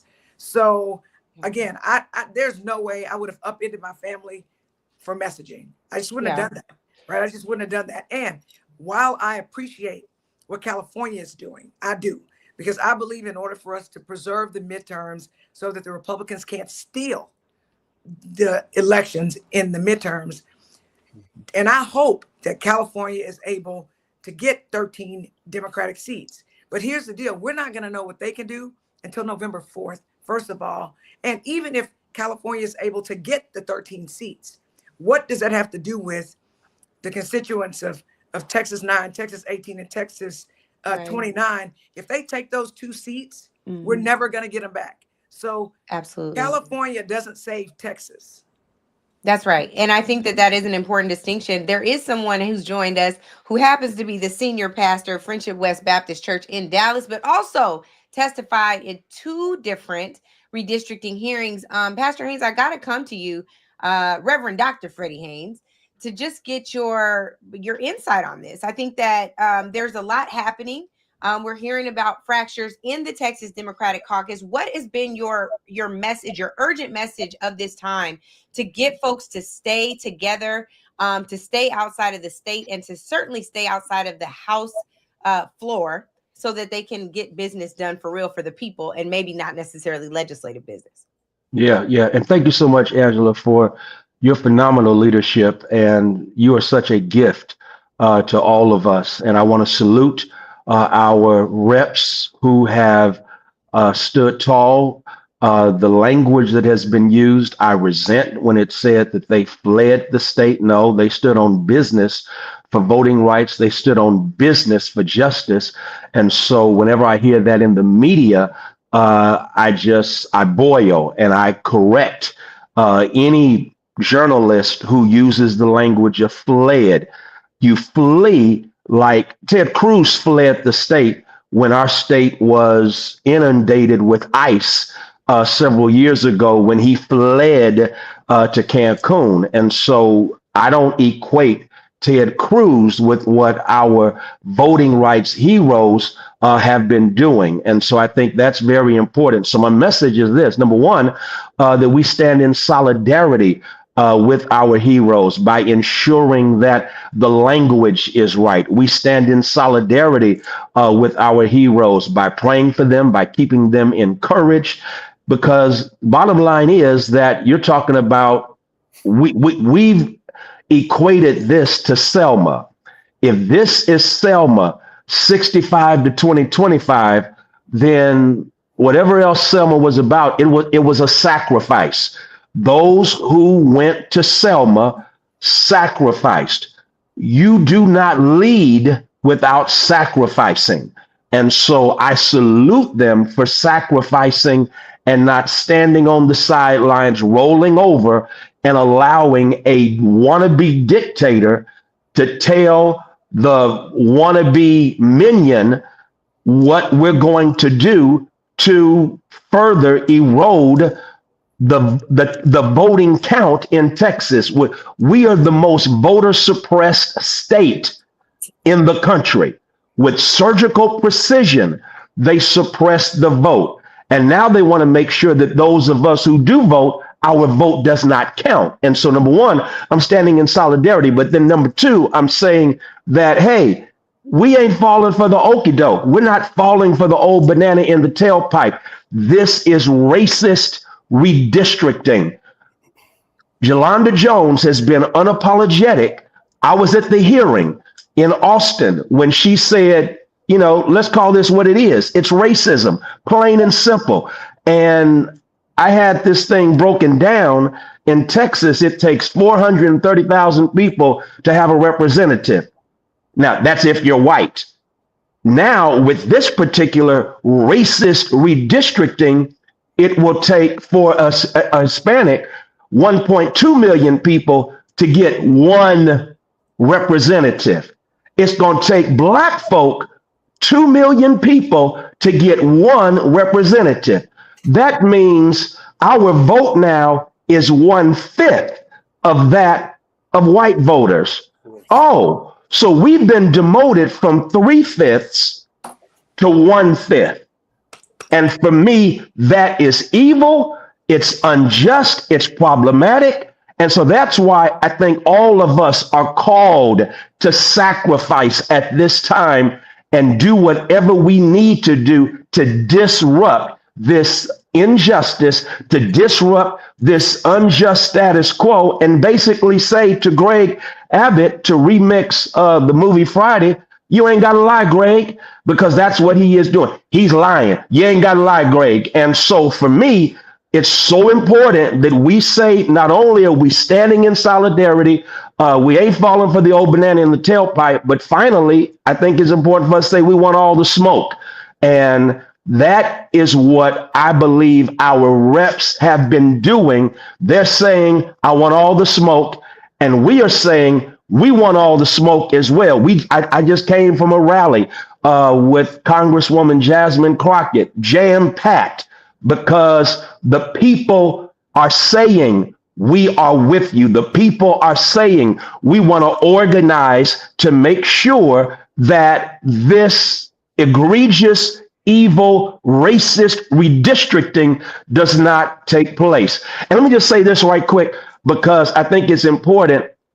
We're already gerrymandered in an evil, egregious way. The 2021 lines, watch this, Angela, revealed that white people who make up 39% of the state of Texas, yet they have 60% at least when it comes to voting power. Hispanics, 39-40%, they only get 20% of the seats. Black folk, 12% of the population, 2% in representation. Asians, 5%, 0% representation. If we ain't fighting, then we are, I guess, disrespecting the legacy that crossed that Edmund Pettus Bridge under the threat of death. That's exactly right. And I gotta come back to you all, to the state reps who joined us. And I hate Lauren, Ashley Simmons was supposed to join us and had some issues connecting. She said something was going on with her Wi-Fi. But I recently picked up, and I think y'all will appreciate this, Christian, we bonded earlier about being staffers, for former staffers, you in the state legislature, me on Capitol Hill. But there's a book written by one of the CBC founders, William Lacey Clay, called Just Permanent Interest. And a mantra of the CBC was no permanent friends, no permanent enemies, just permanent interest. And the thing that I appreciate about you, Representative Jones, and you, Representative Manuel, is you all take completely different approaches to this, but you all are striving for the same end goal. It is for representation for Black folks in Texas. And I want to just for a moment, because this is something that uniquely we don't do, especially when tensions are high. I would love for you all to give just a brief one, because we got to go to the next segment, but a brief compliment to each other about what you applaud in this moment, about how you all are carrying the torch forward, how you all are upholding the banner of righteousness in this moment. To steal from the pastor, Freddie Haynes, I would love for you to do that. And Representative Manuel, I'm gonna come to you first. For Rep Jones, Yolanda, there's more than one thing, and I shared one of them with you earlier. Is she's one of the kindest people that you'll ever meet. She will give you the shirt off of her back. But what I love about her is her fight. She fights very differently from me. But you cannot not love a Black woman who chooses to fight in her own way. And that is something that I genuinely love and appreciate about her, as well as she may seem like a rock, but she is one of the kindest people that you will ever meet. She will take up for you. Even if you're wrong, she will say, back off, you ain't got to do that much. That's something that I genuinely do appreciate and love about her as a human being, just outside of her being a representative. I love that. Rep Jones, your turn. So what do I want to say about Rep Christian Manuel? First of all, he's a country boy, even though he thinks he's sophisticated. He represents Ratchet, and he smells better than anybody. He always has the best cologne, and his style is impeccable. But it allows him to just like cheer up rooms that he's in, and this has been very difficult for us. It is absolutely a sacrifice. And no matter what, no matter how you're feeling down during this moment, again, where we're down, we're being hunted by the FBI. Rep Manuel just is always finding something positive to hang on to. So even now, just thinking about him I'm like chuckling, right? As I'm tired from being away from my home, and I'm tired from staying away from the Capitol, and you won't see me there giving them a quorum because that's just not me. But I just think that his superpower is to keep us together, and figure out what we have in common, and then make us laugh doing it, which we need laughter now. We really do need laughter. I just wanted to say, I'm tearing up just thinking about it. But I want you all to know how meaningful that is right now, because Right. we don't see the human sacrifice you all are making, but it is nevertheless important sacrifice. We need you not to throw in the towel. We need you not to give in. We need you not to give them the quorum. But I also want you to know this. We know tomorrow is not promised. I just lost a very dear friend of mine tragically in a car accident yesterday. And when I think about the opportunities that we have from day to day, just to fight one more time, that is our most reasonable service. So we thank y'all for doing this. I'm trying not to cry. Y'all don't know I act tough, but I'm a crybaby. I think me and Rep Jones got that in pride in common. But I want y'all to know it means the world. Christian, every moment earlier on the phone, thank you. Todd, you didn't tell me the name of the case so I could pronounce it, but that's okay. I'm grateful that what you all are doing. And I know that even when it's not coordinated, these things are necessary steps. What LDF does cannot happen if what you all are doing does not happen. What Pastor Haynes does every Sunday, whether he's educating us on our history, on our present, on how to move forward, it doesn't happen without this work. So I thank y'all for being a necessary part of the fabric of the Black community, and know we are fighting for you and with you. And if you need anything, we are a text or a call away. I love y'all. Thank you so much. Thank you. Love you Thank too. you. Thank I'm you. not clocking it. All right, y'all. I am going to go. I'm going to bring on Mayor Raz Baraka. He missed Joy's panel earlier, but I got to go to this fighter too, even though he hasn't been named. There he is. There's my brother. Even though he hasn't been named in Trump's latest Truth Social post, Mayor Raz was arrested on city property. They tried to detain him for doing his black job. And I see he's in the car. I see his internet is freezing. We're going to see if it works. If he can come off mute, I'm going to just have him impart us with a quick word before he goes on about his business. Mayor Raz, is your internet working? Yeah, barely. It's going Yeah. in and out. I'm here. There I go. Okay, so I just want to, you're seeing these fighters in Texas, right? You're seeing them go after our members of Congress in all of these other states. You took on the federal government already, and of course, Mayor Raz, in the work that you're doing every single day in the city. What is the encouraging word that you have to offer in this hour for us to keep up the fight as Black America is under attack by this administration? Well, my mother used to always say, "Look, we've been through."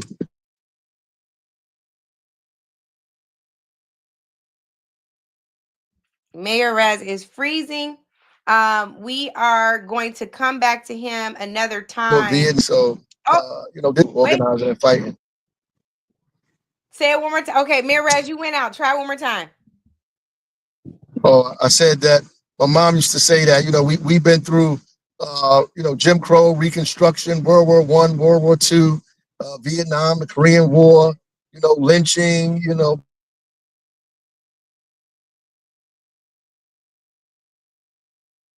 Okay, we are having some technical difficulties with Mayor Raz. We are going to come back to him another time, and y'all, we will get a video in this from him. country. This is another episode.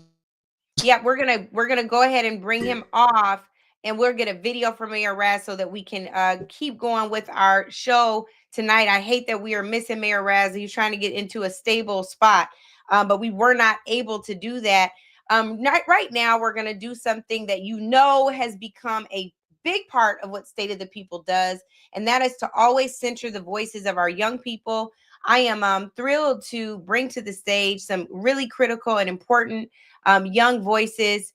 So I wanted to go ahead and bring them on. I am hoping in the chat that we have everybody here, because I'm about to throw to them. And if not, I'm going to throw right back to my comments that I got from this last panel that has me ready to cry. But we have joining us Tyleek McMillan, Ty Hobson Powell, Zoe Cummings, and Jamal Holtz. We are coming to them because we want to make sure that we always center young voices in all that we do with State of the People. It doesn't happen without young people. Every single movement in this country has been brought to you by the efforts of young people, the innovation, the strength, the courage. And so I see you, Zoe. I want to come to you first. because you've been talking to students on Howard's campus with everything that's going on in DC. Can you just give us a synopsis of what you're seeing in here, and tell me if it's Zoe or Zoe, because I did not clarify that up front. I'm sorry about that.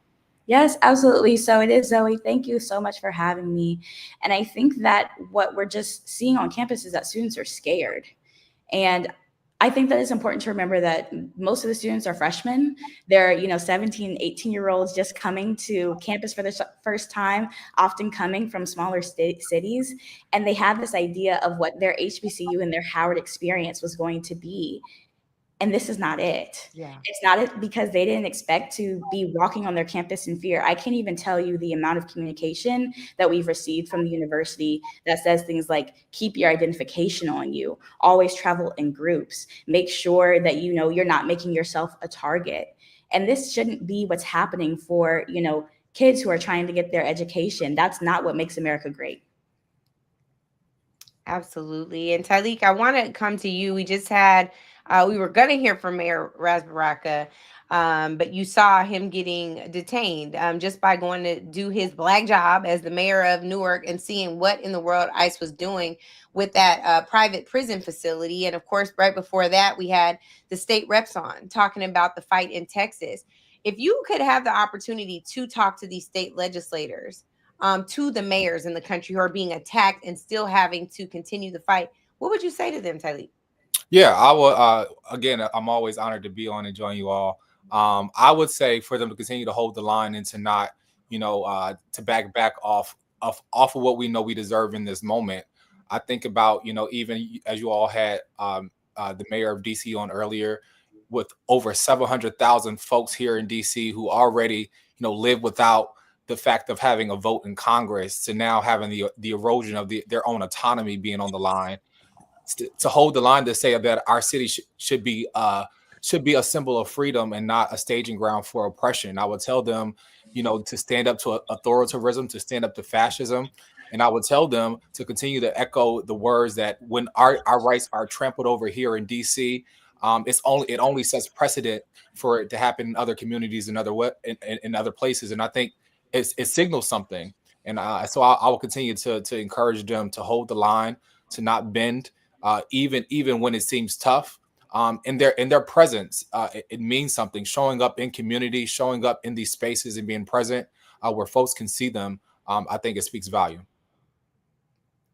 Yeah, and we were just joined by Jamal Holtz. Jamal, I see you're president of the DC Young Democrats, and while this isn't a partisan program, I do want to hear from you on what you're seeing in terms of Donald Trump taking on the District of Columbia and the ways in which he's doing, as well as, as we said, the mayors of all of these major cities. Black is the thing they have in common.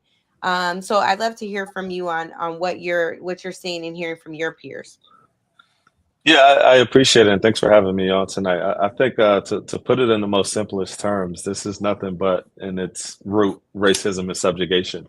I think what we're seeing, Donald Trump's actions to seize control of DC Police Department and deploy the National Guard without really any actual emergency, it's a dangerous precedent. And what we heard him say was pointing out every major city that was a Black-led city in this country. It's clearly an attack on a particular group of people, and it's people that look like us on the screen. And so we should take that for what it is, right? And that this isn't just a DC issue. It's an American issue. And as president of DC Young Democrats, it is also my job to figure out how do we get other young Democrats engaged across the country to care about this fight? Because for far too long, residents of Washington, D.C. have to rely on the backs of other Americans to advance their work and advance their issues and advance their rights. So that's what this fight is about. It has nothing to do with public safety. It has everything to do with power and control. Yeah, and as I said, this is not partisan at all. So we actually care about getting Black folks of all ages involved. And I do want to hear from you all, like, given the fact that this is something that, as Zoe said, is coming right to her campus.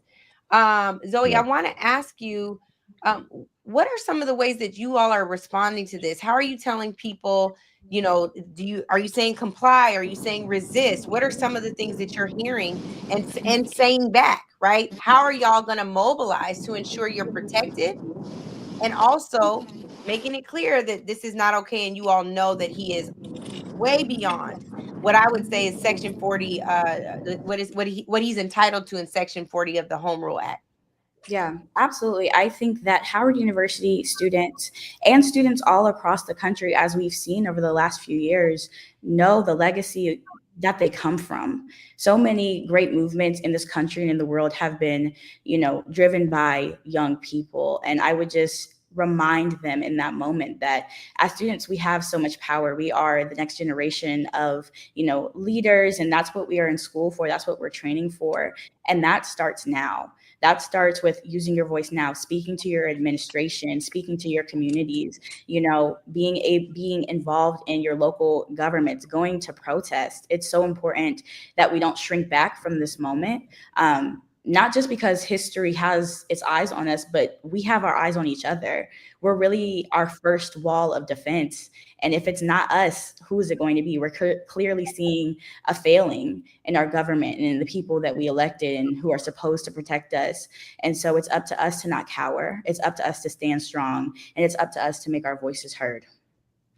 Absolutely. And Ty, we've been joined by Ty Hobson Powell. Just so you all know, Ty is a young leader, recently witnessed the feds pulling over someone and recorded the full thing. It is going to take that type of activism, video activism, bringing people right into the heart of the issue that you all are experiencing firsthand in DC. Ty, talk about your role in doing that. Make sure when you respond, you come off mute. But talk about why you did that and what you want people at home to see and to understand about the current occupation in DC. Absolutely.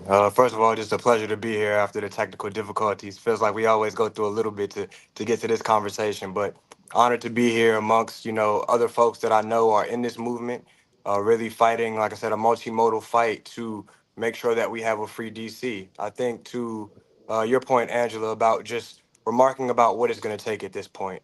The reality is for us as citizens on the ground, the average Tyleek, Jamal, Zoe, we're not really empowered to go one-on-one with the unchecked powers of the president of the United States, right? And the reality is that we know that there are limitations. I think even when the mayor got on here earlier, when the council members got on here earlier, they spoke to some of the structural limitations of our democracy, right? Like we are in this sort of freeze frame right now for the next 30 days, where as a matter of the laws that are on the books, there is a certain just amount of things that are going to have to happen. I don't know if you guys saw, but while we were actually on this call, maybe 40 minutes or so ago, Pam Bondi issued out general guidance announcing that the DEA was going to have somebody that's going to serve as the interim head of the NPD, announcing a couple of structural changes to how they're going to participate with their cooperation around ICE. And so the biggest thing that we can do as citizens, number one, is to push back with reason. Councilmember Henderson got on here today and said, don't hide in your house because this is our home. And I believe that that's important.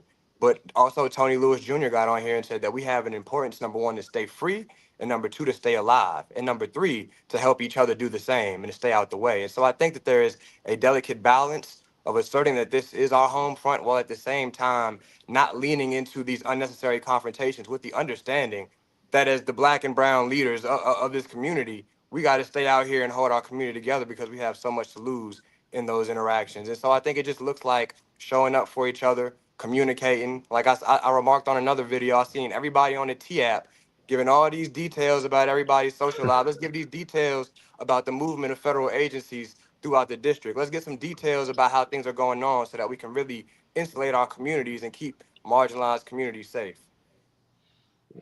I love that. Well, are there any parting words that you all want to share? Anything that you want to tell young people in DC to pay attention to do to protect themselves? We want to ensure that young folks are not being harmed, given this occupation, this very harmful occupation of DC. So I'd love for each of you to share something that you would implore young folks to do in this moment.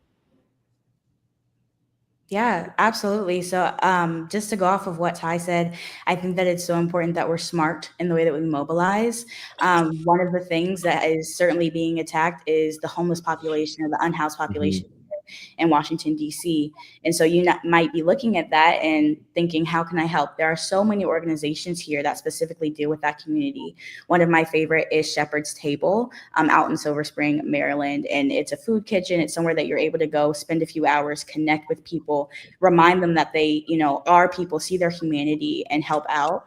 Activism and mobilization doesn't always look like protest in the streets.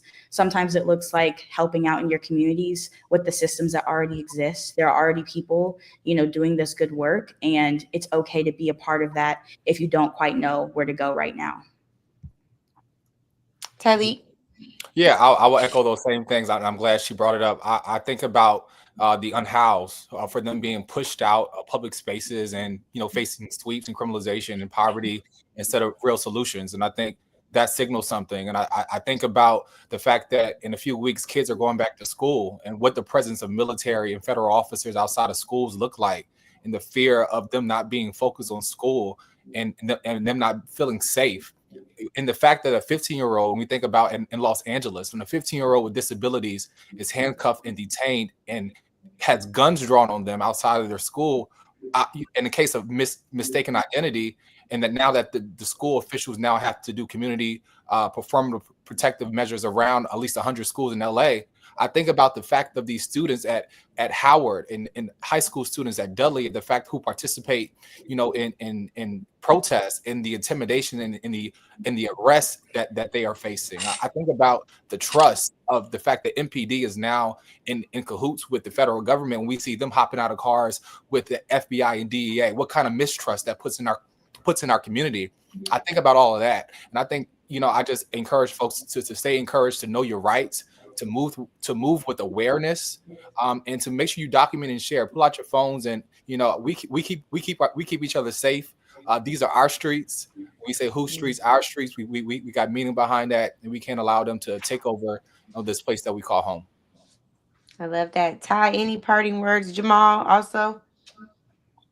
I would tell my young people just to continue to stay educated, continue to again know how you can engage. Like I said, I'm not encouraging anybody to take unnecessary risks, but to the extent that you are going to engage with law enforcement, what we understand about these Gestapo, and I'm gonna call them what they are, is that they have extrajudicial interactions with civilians, right? And that they will go above and beyond the law. We've seen it now with ICE going without judicial warrants. We've seen it now all across the country.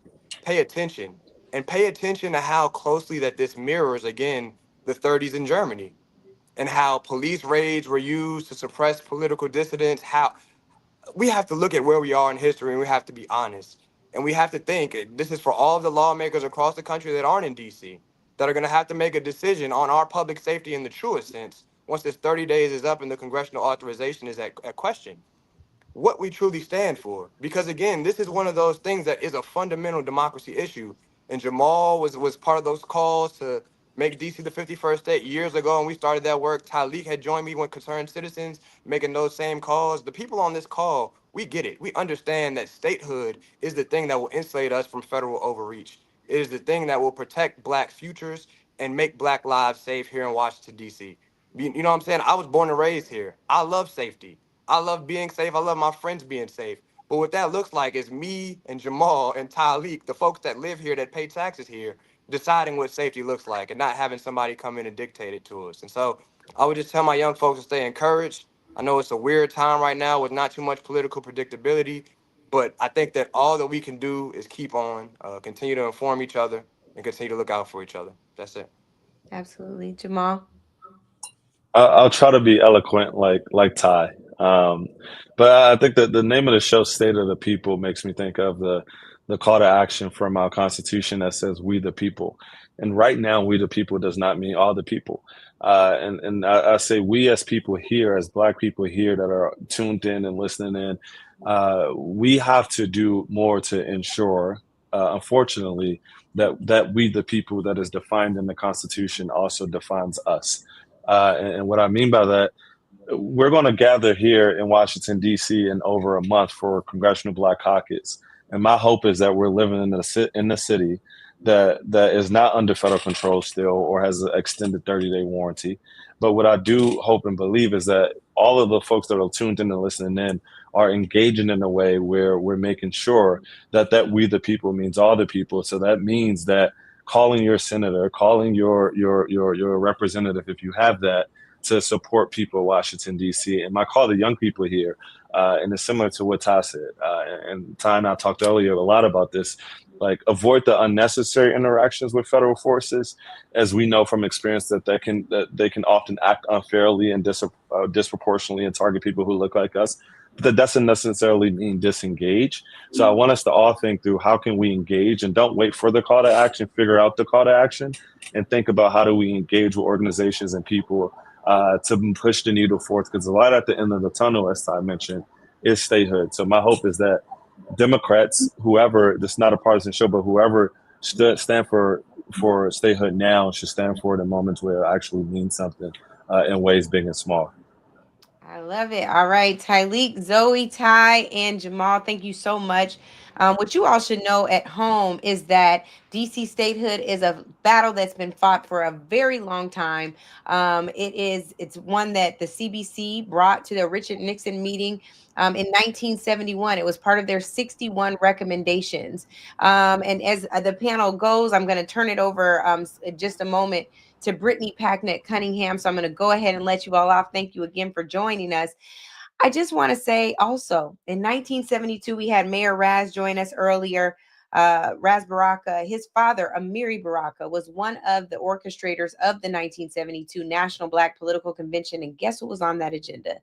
DC statehood. So as we talk about the Black community, Black America being under attack tonight, what we want you all to know is we're fighting on every side. The battle is not going to be won in isolation. The battle is going to be won when the collective comes together. We don't have to agree on the means. We have to agree on the end goal. And for that very point, I'm going to turn it over to my sister, Brittany Packnett Cunningham, who has more resources, more tools, more tactics for us, and what we can do when we come together. Brittany.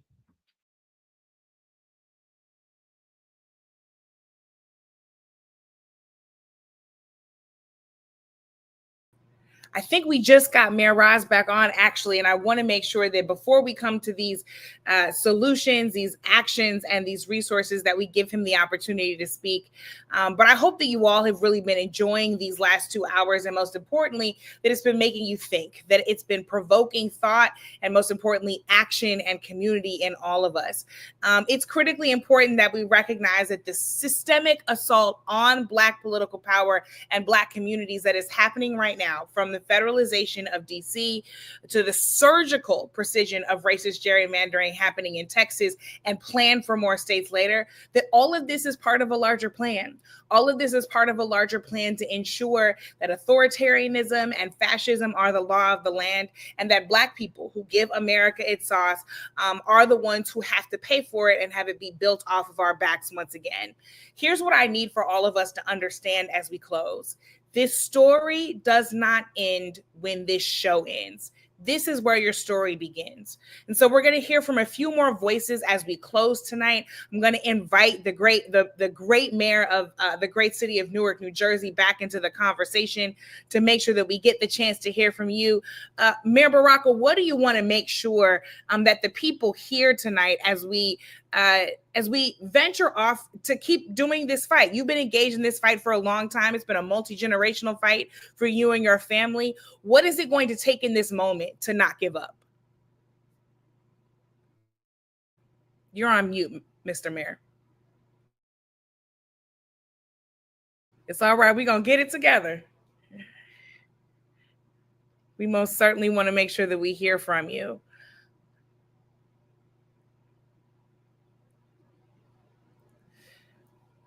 Why don't we go? Here we go. Perfect. All right. Yes. Yeah. Give us some inspiration. Help us figure out how we keep up the fight and don't give up. Yeah. Well, first of all, we have to know this fight is protracted. It is over periods of time. We've made it through some very incredible and difficult periods. My mother would always say, when you begin to feel like you're losing hope, to understand we made it through Jim Crow, we made it through Reconstruction, both world wars, Vietnam War, Korean War, housing discrimination, lynching, everything. We made it through those things, and we'll get through this through struggle, through fighting, through protracted kind of movements that we're part of, organizing ourselves, and we can't ever turn around. And I would imagine that there have been people before us that have been through much more grave and horrendous situations than we're dealing with today. We have a lot more information, a lot more resources, a lot more people in power, many more hands in the pot, and so our expectations should be greater of ourselves, of what we should be able to accomplish in this time that other people have been able to accomplish. Hell, Mary McLeod Bethune sold sweet potato pies on the side of the road to build a university. I mean, with all the resources we have, all of us in Martha's Vineyard hanging out, all of our resources that we can use to change the situation. And we just have to do that collectively and understand we need to be together and not apart, not allow our petty differences to drive us in different directions, but to be together as badly as we need to be. You know, one of the guiding principles of that 1972 convention that your father and so many others put together was this idea of unity without uniformity. To your point, not letting those petty differences divide us and making sure that we move forward with liberation always in mind for not just some of us, but for all of us. Mayor Baraka, thank you so much for making it work and for getting the technology on board. We truly appreciate your inspiration, and we appreciate the way that you're constantly putting it on the line for us. Thank you for joining us. No problem. Thank you for having me. You know, speaking of making sure that we are leveraging all of the resources we have, I promised you we were going to have actions and resources every step of the way, because that is what State of the People is about. So when we're talking about this redistricting fight in Texas, that is really a racist power grab to ensure that Black people, as Dr. Haynes already told us, do not have proper representation in politics, in Congress, at the state level. We've got some actions for you to take. Let's start with Texas, because the most brazen attacks are happening there. The Houston NAACP is looking for potential plaintiffs in upcoming redistricting litigation. So if you are willing to stand up in court for fair representation and you are a resident of Houston, Texas, go ahead and sign up, because sometimes the most powerful thing you can do is put your name on the line. Also, this Tuesday, August 19th at 7 p.m. Central, the Texas Progressive Caucus is gathering volunteers on Zoom to connect you directly with organizations and elected officials fighting this mid-decade racist gerrymandering. So show up and get involved. And also this Saturday, August 16th, you can join a Fight the Trump Takeover event near you, because what's happening in Texas will not just stay in Texas. Finally, support the NAACP Legal Defense Fund and the League of Women Voters People-Powered Fair Maps program. These two organizations are fighting in courtrooms and state capitals across the country. Once again, you can find all of those action steps and more, and in addition to resources for right where you are, at stateoftheppl.com. Take action and make sure you're hitting up your group chat to make sure that they're doing the same. Now, my brother Cliff Albright, co-founder of Black Voters Matter, is back with us to make sure that we get in the action steps that they have ready for us to take. Cliff, let's hear it. Can you hear me this time? I sure can, loud and clear. All right. So yeah, just real quick, you mentioned some of the actions that are taking place in regards to the Texas redistricting battle. We're hosting a couple of rallies in Texas, one in Houston, one in Dallas, along with the main action that's being organized in Austin. As you said, you can find that on fightthetrumptakeover.com. The other thing that we're doing is, folks in these blue states, we need to make sure that all these blue states are being just as aggressive as what we're seeing coming out of California, right? That we are fighting fire with fire, that if they're going to try to take 5 seats, that, in the blue states where we control the process, we will redistrict them into oblivion, right? This is not the time for trying to get moral victories and they go low and we go high. No, they go low, I'm going to kick them. And so right now we are calling on these blue states, and you can do something about that. If you're in one of these states, Illinois, Maryland, Washington, Oregon, there's a whole list of them. We've joined with Color of Change, Black Voters Matter, Community Change Action, and several other organizations have joined. We sent a letter to each of those states, to the elected officials, the Democratic governors, the Democratic legislators. We sent the letter, and you can do something too. And so you could go to our website, or go to our social media, Black Voters MTR, Black Voters MTR on all the socials. That's TikTok, IG, all of it, Facebook, Threads, and you can find the action there. To click the call action, where you just put in your information, and you can call. If you're in one of those blue states, you can call your governor or whoever and tell them, we want you to go all out. We want you to fight fire with fire. We want you to fight back, because what's going on in Texas isn't just about Texas. I know y'all been talking about this all night. What's going on in Texas is not just about Texas. It's about any issue that we care about, that we want action on, whether that be reproductive justice, whether that's police violence, whether that's our healthcare, whether that's education, whatever our issue is, what the takeover of DC that we're seeing happening right now, that starts with control of Congress. And so it's not just a Texas battle, it's a battle for all of us, and all of us have a role to play. And you can find those actions on the State of the People site or on our website. Cliff, thank you so much. You are always fighting the righteous fight in the righteous gear, might I add. So thank you for making sure that we got that information. And all of that information will also be available once again at stateoftheppl.com. Look, we got homework and we got help for y'all. We got stuff for you to do and we got resources for people to have. Cliff, thanks so much for joining us.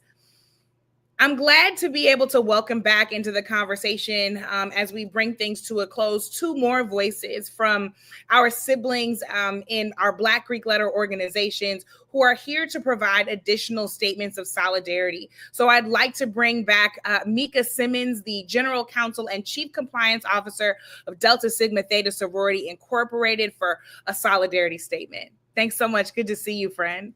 Good to see you, friend. Good evening. So as many people know, Delta Sigma Theta was founded in 1913, and our commitment started with the women's suffrage movement. We have been doing this work since we were founded, and in addition to our mobilization and education initiatives in 2021, we expanded our strategies to include litigation to challenge the many states that enacted restrictive voter rights legislation. So we sued Georgia, Texas, and Mississippi. We were successful, some in Texas. We in challenging some of the provisions of SB 1. We were successful in Georgia in challenging two provisions in SB 202. And indeed, I just landed from Georgia in a hearing on a preliminary injunction to maintain those two provisions from being implemented. And we are currently in a lawsuit in Mississippi against redistricting. We are playing whack-a-mole across this great nation to protect voters' rights because there is not federal protection. And we are seeing the results of that and what is happening around the world today. It is my pleasure to be here with you tonight. And I thank you. I speak on behalf of our chairman of the board and our president, Cheryl Turner, and thank you for this critical conversation. Thank you so much. And thank you for all that you all do. Also coming into the conversation with a statement of support and solidarity for all of us, I want to welcome Frederick Bell, the chairman of Sigma PAC 1914.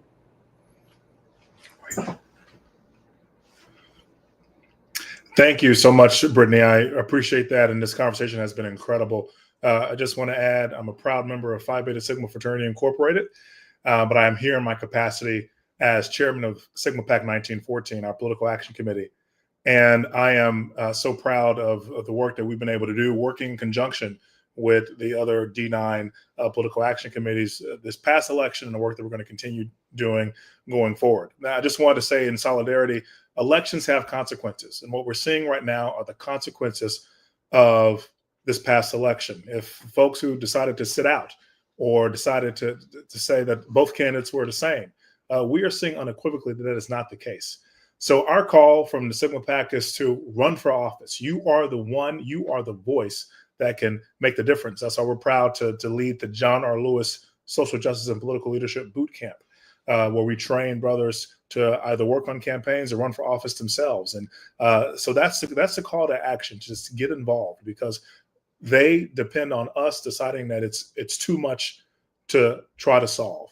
And if we come together using our voices and our power, like we're doing right here, we can truly make this a state and a country of, for, and by the people. Thank you so much for your time, Brittany, and I'll pass it back to you. Thank you so much, Frederick. Look, everyone, I know that this feels like a lot.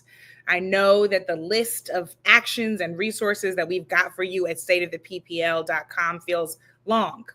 But that's because this fight of liberation requires all of us working on multiple fronts, refusing to let our representation be stolen and our people be terrorized while we're not paying attention. There are people trying to silence Black voices, and those folks are counting on our exhaustion, our cynicism, and our belief that nothing we do will matter. But before we all go back out into this fight, before we ask you and all of us to pick up these tools of resistance and liberation and Black thriving, we need something deeper. You see, abundance is our birthright, and we have to get back to our roots to release that which already belongs to us. We need to be grounded. We need to be centered. We need to remember not just what we're fighting against, but what and for whom we are fighting. So there's no one better to help us find that center and that strategic advantage of spiritual grounding for the work ahead than Reverend Dr. Otis Moss III. Reverend Moss pastors Chicago's Trinity United Church of Christ, and he's probably been going viral across your feeds for telling the truth unashamedly. We are grateful for how unapologetic you are in this fight. You have been a prophetic voice for justice. You understand this fight for democracy as fundamentally spiritual warfare.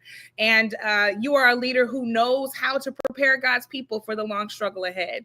So Pastor Moss, I don't want mine to be the final words. I'm hoping that you can close us out and prepare us to go forth from this conversation into action and help us find our footing. Center us for this fight, please. Thank you so much, Sister Brittany. It's a delight to be a part of this conversation, what we have witnessed and what we have heard tonight.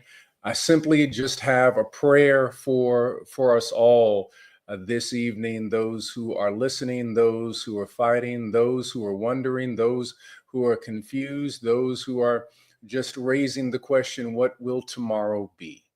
And so I have this prayer, and I'm just going to ask that we would just go to God in prayer at this moment as we close out this state of the people.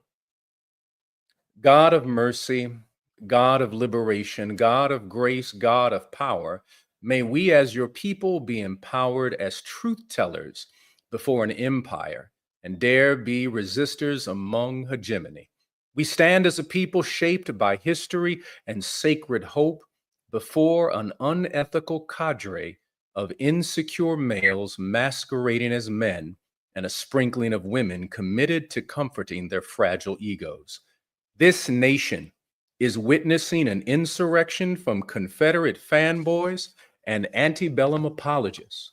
We, the descendants of Jarena Lee, Ida B. Wells, Sojourner Truth, Harriet Tubman, Ann Julia Cooper, Lucy Craft Laney, Mary McLeod Bethune, Fannie Lou Hamer, and Ella Baker, we, the descendants of David Walker, Henry Highland Garnett, Frederick Douglass, W.E.B. Du Bois, Martin Delany, Marcus Garvey, Malcolm X, Martin Luther King Jr., we, the descendants of unnamed resistors, freedom fighters, hope dealers, organizers, poets, prophets, preachers, and Imagineers, declare a state of emergency and an era of righteous action.